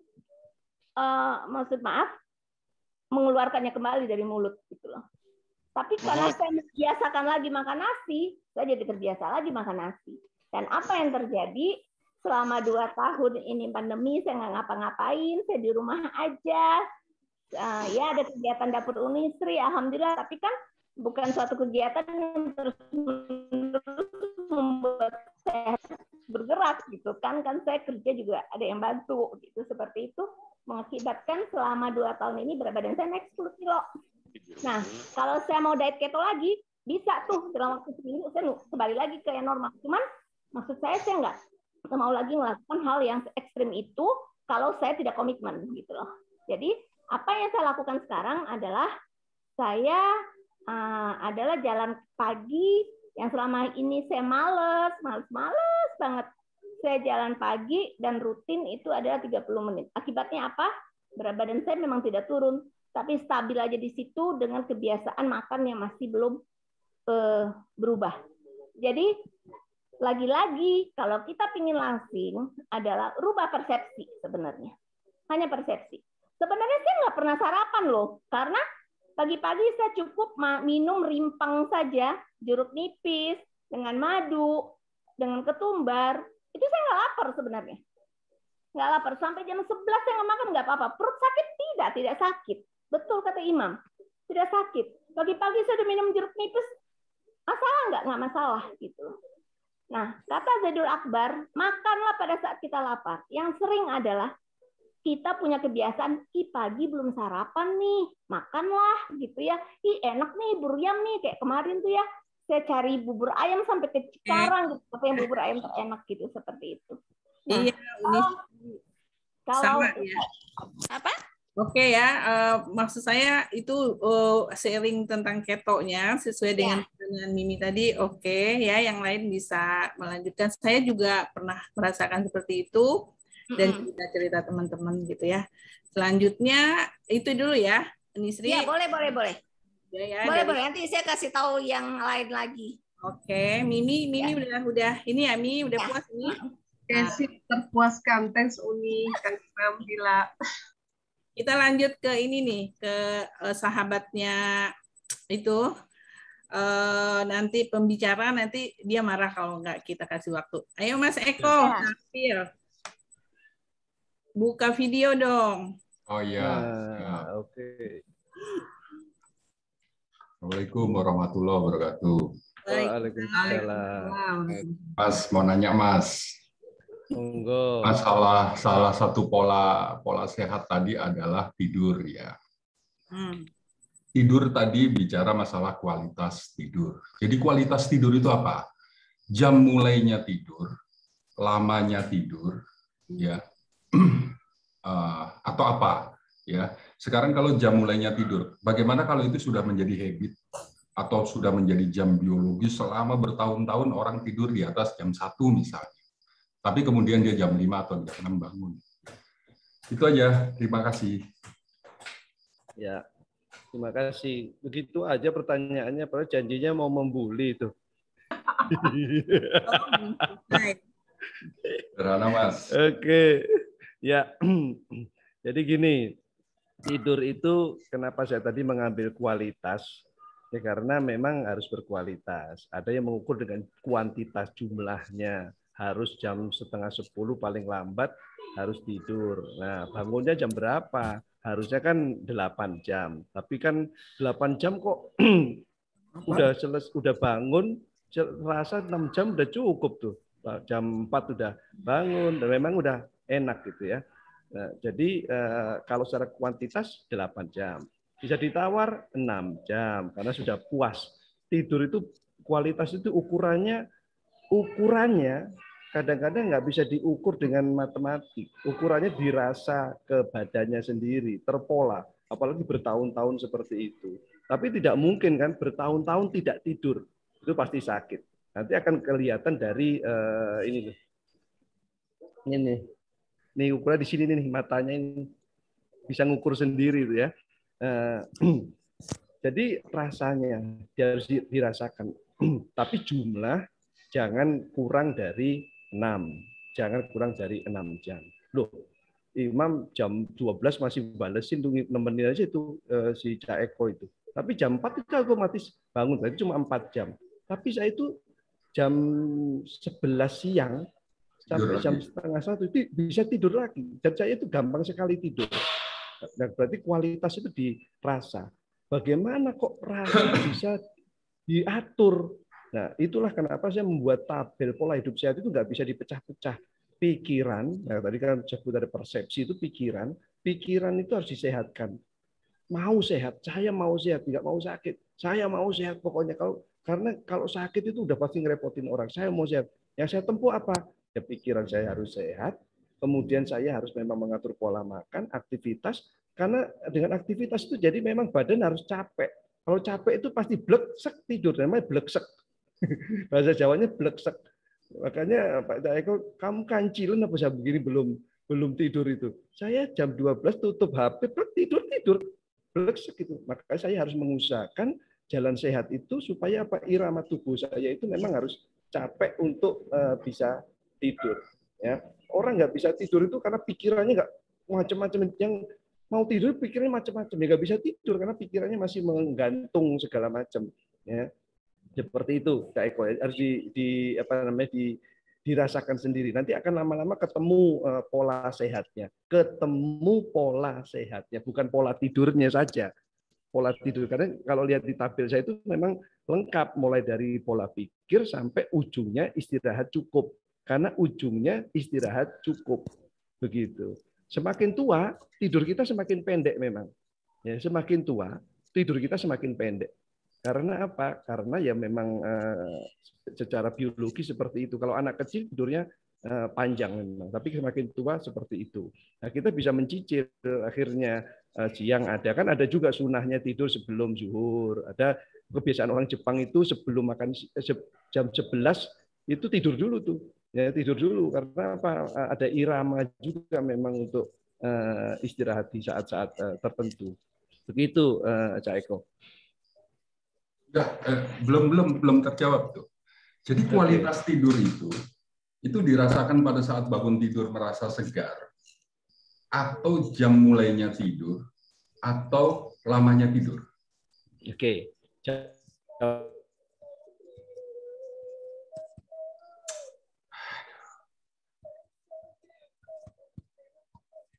Saya mau tidur, cara imam, besok segar. Enggak. Karena apa? Pola hidup kita itu mencerminkan keseharian kita. Ya. Apakah kita bisa segar langsung? Enggak. Kita tidak bisa membuat sehat itu instan. Yang bisa membuat sehat instan itu cuma obat. Obat anti nyeri itu membuat sehatnya instan, tapi palsu. Kenapa? Hilang rasanya. Kalau kita ngantuk terus minum obat anti nyeri langsung hilang tuh nantinya. Ya. Nah, menempuh pola hidup saya tidak bisa instan. Harus perlu waktu mengerjakannya, mulai dari niat, ayo pola hidup sehat, oke. Apalagi, oke, jangan stres, oke. Apalagi pola makannya diatur, apalagi pola aktivitasnya diatur, ya.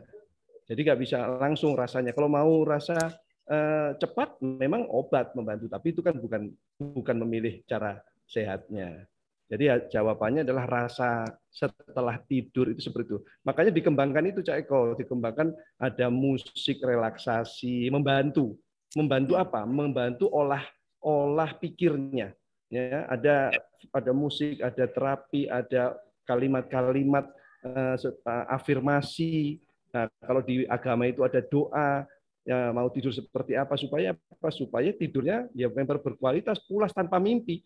Tidur pulas tanpa mimpi, bangun segar. Begitu. Kalau mimpi itu udah pasti tidurnya nggak nyenyak gitu. Pasti nggak nyenyak. Akhirnya minum obat tidur, larinya obat lagi. Nah, ya. Begitu, Cak Eko. Ukurannya segar, tapi tidak bisa besok. Silakan. Sedikit aku tambahin, Imam, boleh? Boleh, silakan. Cak Eko, apa kabar? Alhamdulillah. Nggak usah pakai video ya. Ya. Jadi sebenarnya kalau Cak Eko nanya kualitas tidur tuh bagaimana sih? Apakah waktunya, apakah lama tidurnya, apa bangunnya segar? Dan seperti itu tadi, sebenarnya tubuh kita ini sudah punya namanya alarm, Mas Eko. Jadi apakah orang yang selalu tidur jam 1 terus dia bangun jam 5 tidurnya cuma 4 jam, atau imam jam 12 bangun jam 4 udah terbangun tidurnya kurang, apakah itu kualitas tidurnya jelek? Belum tentu. Karena tubuhnya itu sudah punya alarm gitu loh. Alarm untuk bahwa tidur jam segini bagi tubuhnya tuh sudah mempunyai kualitas yang bagus gitu loh. Itu sudah terpola, sudah tercipta polanya bahwa orang yang tidur yang cuma 4 jam tapi dia betul-betul tidurnya itu pulas dan berkualitas, itu udah cukup gitu loh untuk badannya dia gitu. Seperti contoh saya jam setengah 10 tuh sebenarnya alarm tubuhnya udah bilang ngantuk nih gitu. Tapi begitu alarm ngantuk yang pertama ini saya abaikan, saya bisa nggak tidur tuh sampai jam 12, jam 1 juga bisa. Tapi nanti jam 12 itu datang lagi alarm yang kedua menyatakan bahwa tubuhnya harus tidur gitu. Jadi sebenarnya tubuh kita tuh udah memberitahu sendiri bahwa jam kita istirahat, kita harus istirahat. Dan betul, saya adalah orang yang selama hidup, mungkin saya umurnya udah 51 tahun ya, saya jarang banget bermimpi gitu. Saya sampai bingung. Orang bisa menceritakan mimpi bersambung-sambung gitu seperti itu gitu. Saya nggak pernah mimpi. Jadi mimpi terus. Jadi sebenarnya Mas Eko jangan berpatokan. Wah, saya tidur cuma 4 jam, saya nggak berkualitas dong. Saya tidur cuma nanti bangun pagi saya nggak seger dong, kayak gitu loh. Jadi apa yang sudah irama tubuh kita masing-masing polanya sudah dapat ya kerjain aja gitu loh. Dan itu akan lebih bagus lagi kalau ditambah dengan pola makan yang sehat seperti itu. Yang sekarang dengan 2021 ini adalah isi piringku slogannya, yang dibagi 2 antara karbohidrat dan ada sayuran, ada buah dan lauk pauk, dan yang pasti slogannya Cak Imam bahwa setiap pagi usahakanlah bergerak selama 30 menit karena di usia kita sekarang ini 70% tumpuan itu adalah di kaki. Kalau kita tidak bergerak maka kita akan mengalami yang namanya sakit nyeri kaki, sendi dan bla bla bla bla seperti itu. Gitu aja. Makasih. Terima kasih.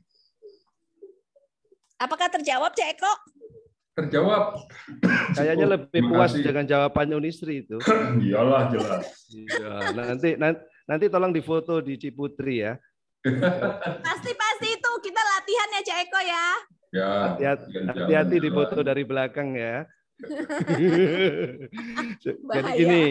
Jadi gini kan jadi bahaya. Jadi kita jangan sampai terlalu ekstrim membuat satu teori atau menempuh satu apa itu harus sempurna, nggak mungkin sempurna. Kita semua menuju ke sana ya. Jadi Haris berarti saya kamu nggak sehat, nggak apa-apa. Buat saya itu berarti kritikan yang saya harus perbaiki. Saya lihat Cak Irfan, saya harus begitu. Oke, saya belum sampai ke situ. Ya kita sampai ke sana. Mungkin yang lain juga seperti kita berusaha lah. Slogan grup ini untuk seru-seruan, rame-rame, saling mengkritik, saling mencela itu bagus. Ini kebiasaan bagus. Yang penting jangan sampai baper, jangan sampai bikin stres. Nah, itu nanti kena lagi ke tabel nomor 1 itu, jangan sampai stres. Stres itu pemicu sakit. Nanti jadi nggak awet muda dong kalau stres. Iya, betul. Resep awet muda itu adalah bahagia. Gitu. Ya. Oke, terima kasih. Sama-sama. Ini Cak Haris belum turunkan tangannya itu. Ini jelas suaranya dinyalain. Cak Haris belum turunkan tangannya.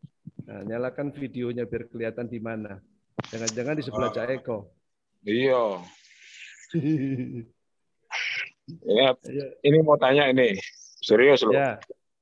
Serius, silakan. Rasa manisnya di madu sama di buah itu menyehatkan nggak? Sehat. Dari jawab tuh sama Linda. Rasa manisnya di madu dan di buah menyehatkan nggak? Sehat. Di madu itu itu ya dipisah lah ya di madu. Diracun atau diracun? Lain itu maksudnya, Mam. Iya, saya bilang diracun. Enggak. Jadi rasa manis dalam buah itu sehat ya? Sehat. Sepanjang buah itu sehat. Sepanjang buah ya. Tapi kalau beli buahnya ternyata disuntik oleh pemanis ya urusannya lain itu. Terus madu ternyata bukan madu yang murni, ternyata isinya gula ya urusannya lain. Makanya di tabel saya itu pilihlah yang berkualitas. Kualitas itu memang menjamin hasil.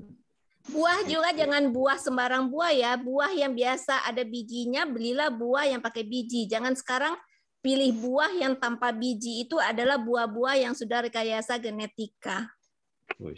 Ini udah terlalu serius, nggak cocok dengan tema hari ini. Nggak cocok ya? Tapi itu perlu disampaikan loh. Karena tidak semua buah sehat loh. Jadi Jadi gini, kalau sunnah Rasul itu adalah makanlah buah dari jangkauan di daerah kita. Maksudnya adalah tanamlah sendiri, terus petiklah. Karena itu bahasanya gini, buah sayur segar itu adalah real food. Kalau yang import, yang jauh, yang olahan itu dead food, ya, fake food. Nah, kira-kira begitu. Jadi lebih bagus yang jangkauan kita. Makanya belanjalah di pasar tradisional, belanja ke Mas Jody begitu kan. Apalagi yang bisa ditanam sendiri. Karena apa? Rohnya buah itu apabila dia masih dekat dengan getahnya. Nah, itu. Ya, kalau sudah disimpan lama memang sudah berkurang. Itulah makanya muncul akhirnya tambahan ilmu gizinya ya harus disuplementasi. Karena apa? Kalau pengen sehatnya yaitu awet muda. Kan sehat itu kan judulnya gak tua-tua itu kan, gak sakit-sakit, gak tua-tua. Berarti kan tanda kutip awet muda, bukan muda banget, kembali muda, bukan awet muda. Nah, jadi harus cukupkan gizinya. Tapi kalau sekedar sehat saja ya bisa. Makanya nilai menjadi penting. Mau nilai 50 boleh, 70 boleh, 100 boleh, maka saya kasih judul yang ideal itu, yaitu urutannya seperti itu. Komplit, harus mulai dari pikiran, pola makan sama aktivitas, nggak boleh ditawar, Oke, jadi buah maupun sayur yang masih mengandung getah itu baik untuk tubuh. Ya, artinya masih dekat dipetik. Ya, getah kan tanda kutip ya, jangan sampai nanti makan getahnya nangka loh, Riz ya. Kamu suka aneh-aneh soalnya. Nanti makannya getahnya nangka itu ya.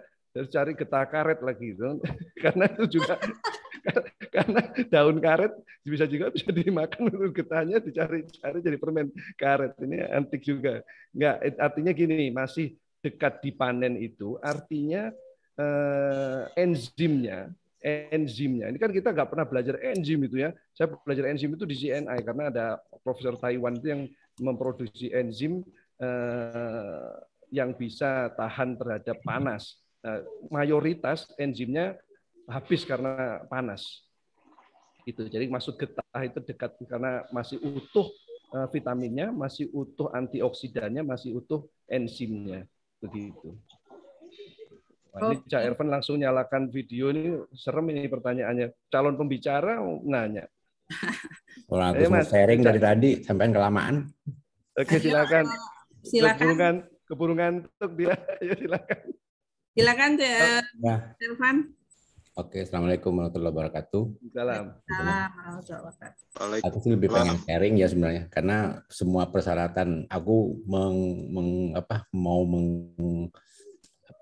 persepsi aku sehat tuh sebenarnya aku nggak sehat nih jadinya. Maksudnya aku tidak memenuhi persyaratan yang Mas Imam tadi bilang. Nggak minum obat sekarang. Aku minum obat sekarang. Terus aku baru sadarnya. Halo? Iya, menarik. Lanjut.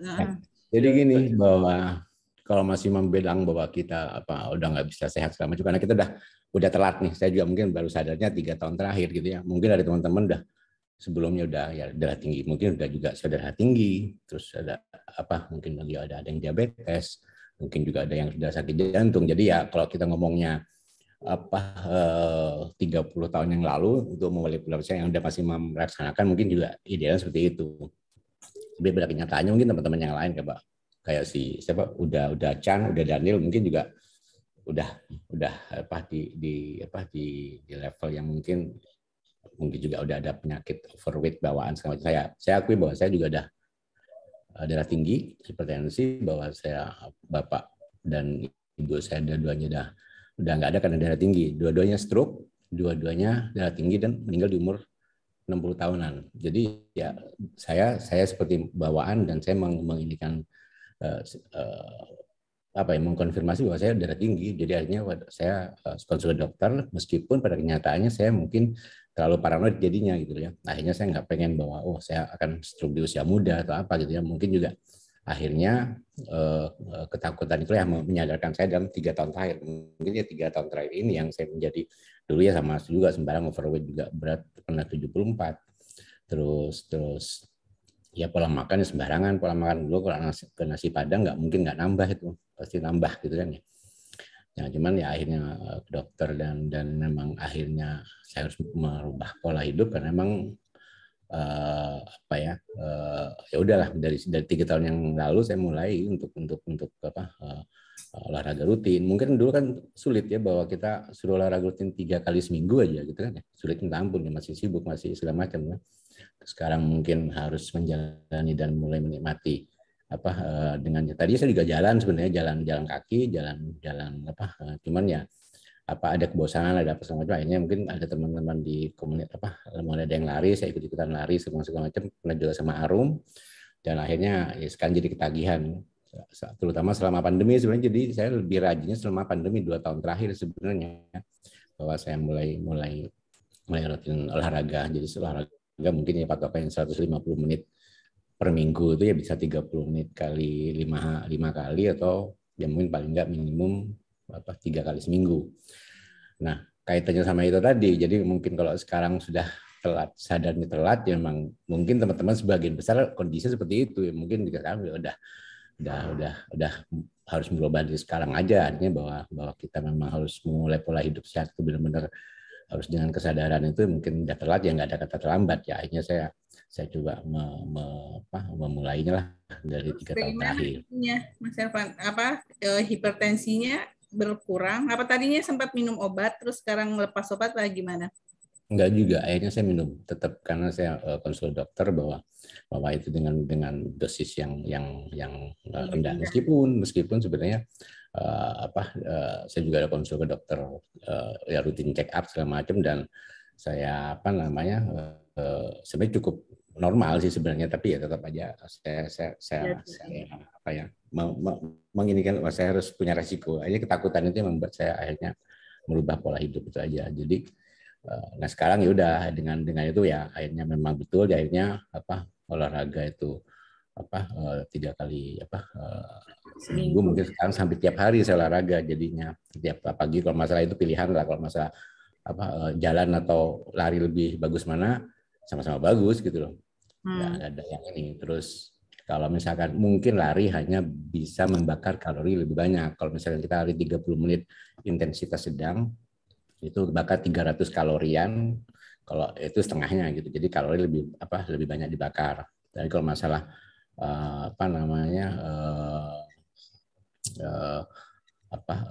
resiko, misalkan resiko cedera tulang apa segala macam, atau sendi atau sakit segala macam, sebenarnya bisa dipelajari sih. Tadinya awalnya saya juga pernah saya baca tulisannya, mungkin Mas Imam juga pernah share itu, pernah di WA group Dr. Nike L. Tobing ya. Saya berhenti tuh, udah lari saya berhenti tuh sekian lama. Yang setelah saya baca referensi yang lain, aman nggak sih sebenarnya lari di atas 50 tahun gitu kan ya. Ternyata saya coba cari referensi yang lain, karena jalan tuh saya bosan buat saya gitu jalan gitu kan. Akhirnya saya lari, saya cari referensi, ternyata yang sebenarnya dengan berbagai teori akhirnya emang yang benar sebenarnya akhirnya memang lari itu dengan metode yang lari sangat pelan, lari MAF training kalau saya bilang ya. Jadi saya sempat udah Dastil sama Mas Agus juga. Jadi kita lari sepelan mungkin, kita lari di zona aerobik. Di zona aerobik itu ya memang dibakar dari lemak. Jadi kalau misalnya orang mau kurus, mau itu lebih baik lari pelan tapi durasi misalnya agak lama, misalnya 30 dan sampai mungkin. Oke. Itu ya. Kalau menurut itu saya menarik banget ini. Ya, Mas Herman. Halo. Kalau kita teruskan, Mas Herman. Halo, iya, Mas Herman udah ya?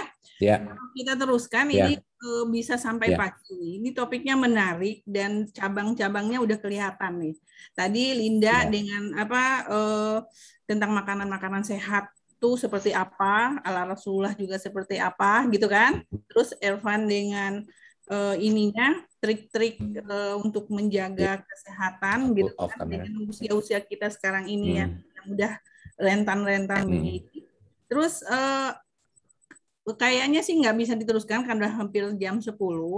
Tapi saya ada pertanyaan sekaligus saran kali ya untuk Mas Imam sebagai pemateri. Cara sehat ala Mas Imam itu kan saya dari itu tadi kan 3 ya, pola pikir, pola makan, aktivitas sehat. Tiga-tiganya tadi kita udah bahas. Cuman saya ingin bertanya aja sih, bagaimana dengan puasa? Puasa, fasting ya, karena banyak juga testimoni dari teman-teman, tetangga, dan saudara itu bahwa mereka turun badannya, sehat badannya setelah melakukan puasa. Nah, ini mau dijawab sekarang atau nanti kita punya sesi lagi kepada tim 12, kita serahkan ya. Bagaimana Mas Imam? Sebelum kita tutup, boleh ini sedikit. Puasa ya? Ya. Ya, puasa nggak bisa ditentang lagi. Puasa itu salah satu bagian dari mengurangi asupan. Kalau dari kajian intake makanan itu bagian dari mengurangi asupan. Puasa itu kan cuma memotong satu intake makan dalam satu hari. Ya sudah, jumlahnya kurang ya pasti akan turun berat badannya. Yang saya lakukan tadi nggak ada puasanya itu tapi mengurangi yang kelebihan. Puasa itu cuma mengurangi satu kali makan siang kan, betul kan? Pagi dan malamnya masih boleh makan. Kurangi yang lebih. Kalimatnya begitu, kurangi yang lebih. Intinya begitu, kurangi yang kelebihan. Terus sedikit saya menanggapi sharingnya Cak Irfan tadi adalah gini kalimat indahnya, bahwa sakit itu manusiawi, tetapi kembali sehat itu adalah kewajiban kita. Ya, saya bukan paling sehat di sini, bukan, ya, tetapi saya mengajak, ayo kita di sisa umur ini sehatlah. Ya, meskipun nanti nilai, makanya saya pakai kalimat nilai, nilainya nggak bisa sama, nggak bisa 100 semua, nilainya masing-masing. Bikin target untuk memperbaiki kondisi sehat kita. Karena sakit itu manusiawi, tapi sehat itu adalah upaya setiap hari sepanjang umur supaya kita bisa menikmati hidup kita. Dengan apa? Dengan jalan-jalan. Karena pagi jalan-jalan, siang jalan-jalan dalam kondisi sehat.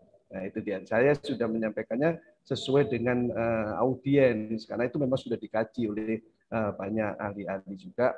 Pilihlah yang ringan-ringan, jangan pilih yang ekstrim-ekstrim, pilih yang umum, ya, begitu. Termasuk jalan sehat itu yang kita lakukan. Jalan sehat tadi Pak Cak Evan sampaikan, lari yang sehat, lari yang pelan. Nah, apa bedanya lari yang pelan dengan jalan yang cepat? Karena setelah kami bersepakat di grup itu kan, berapa tuh kecepatan jalan saya dengan kecepatan lari sehatnya dia. Kompromi kita adalah kalau 3 kilo itu kecepatan 6. Kecepatan 6 itu adalah seperti jalan cepat. Jalan cepat tetapi konsisten 30 menit. Wah, itu sudah membakar. Ya, jangan nyapu, jangan jalan di mall dihitung seperti itu. Ya. Nah, itu Uni Dila mudah-mudahan menjawab. Mohon maaf kalau belum semuanya terjawab, supaya jadi PR jangan bubar. Kita kan grup ini akan 100 tahun ini, bukan 3 bulan, 6 bulan bubar ya. Mudah-mudahan bermanfaat semua. Kalau mau disambung lagi, yang lain juga punya passion yang sangat bagus untuk kesehatan kita. Terima kasih semuanya. Assalamualaikum. Terima kasih untuk Mas Imam sebagai pemateri malam ini. Karena waktu yang terbatas ya, karena umur kita juga udah menua, katanya juga sebelumnya 10 udah harus tidur. Jadi terpaksa kita akhiri sesi sharing kita malam ini. Saya berharap banyak hal-hal yang harus kita gali lagi ini ya, tentang makanan sehat dan aktivitas sehat itu dalam arti sharing-sharing seperti itulah. Nah, dan saya juga mengusulkan kalau bisa dalam setiap bulan justru ada satu sesi memang untuk urusan sehat ini. Kita sibuk memikirkan bisnis, keuntungan segala macam sifatnya, tapi badan kita nggak sehat, nah percuma aja. Dan di foto juga jadi nggak bagus kan, Cak Eko ya, kalau kita nggak sehat. Oke ya. Sorry. Unidila tadi saya sesuai yang diusulkan Unidila tadi, maka saya di WA itu sekarang saya udah mulai ini. Minggu berikutnya paling bagus Cak Irfan. Ya, nanti kan cuma trailernya aja, ilmunya belum keluar itu. Untuk kenapa gitu kan? Jadi sebagai satu materi sekitar 1 jam pasti ada itu, harus dapat. Yang ketiga Teh Arum tuh. Meskipun beliau nggak mau gitu kan, tapi kan kita penasaran kok getol banget sih, pasti ada satu alasan kuat itu. Ya, itu bisa dimaterikan 3 slide atau 5 slide itu bisa itu dan berpahala. Yang keempat udah Dasril itu. Gimana di luar negeri dengan pola yang jauh beda dengan kita dan dia bisa sehat. Belum tentu orang bisa melihat itu. Yang kelima misalkan Mbak Fitri. Nah, kenapa bisa getol begitu ya? Nah, kita kan baru trailernya kemarin dengar di IG live itu. Nah, ini yang penasaran cerita terus kan Uni Sri Linda itu ya, pasti dia pengen cerita tapi pengen menempuh. Ya, pengen cerita sekaligus menempuh itu bagus. Belum tentu seideal yang dia pikirkan sekarang, tapi dia pengen mencapai sesuatu. Nah, itu boleh juga. Makanya saya nggak setuju saya malam ini dimoderasi oleh dia. Nanti akan berantem. Nah, paling bagus oleh Unidila itu cocok karena Uni Linda itu pemateri ya gitu. Ya, itu tambahan saya. Kak Eko, tim 12 memang dicatat sudah dapat 6. Nah, nanti terakhir mau debat 655-nya boleh itu baru seru itu. Oke deh. Terima kasih. Luar biasa malam ini ya, yang datang juga ini banyak. Ada Winda dari Singapura juga nih hari ini, ada Daniel, mantap. Amerika ya. Sekali lagi terima kasih untuk Mas Imam, terima kasih untuk semua teman-teman yang sempat bertanya dan nggak bertanya. Udah tadi ya di closing statement sama Mas Imam, udah cukup untuk hari ini. Kita tutup aja dengan alhamdulillahirrahmanirrahim. Astagfirullahaladzim. Kita tutup ya dengan doa kafaratul majlis bersama supaya ilmu kita jadi berkah. Subhanakallahumma wa bihamdika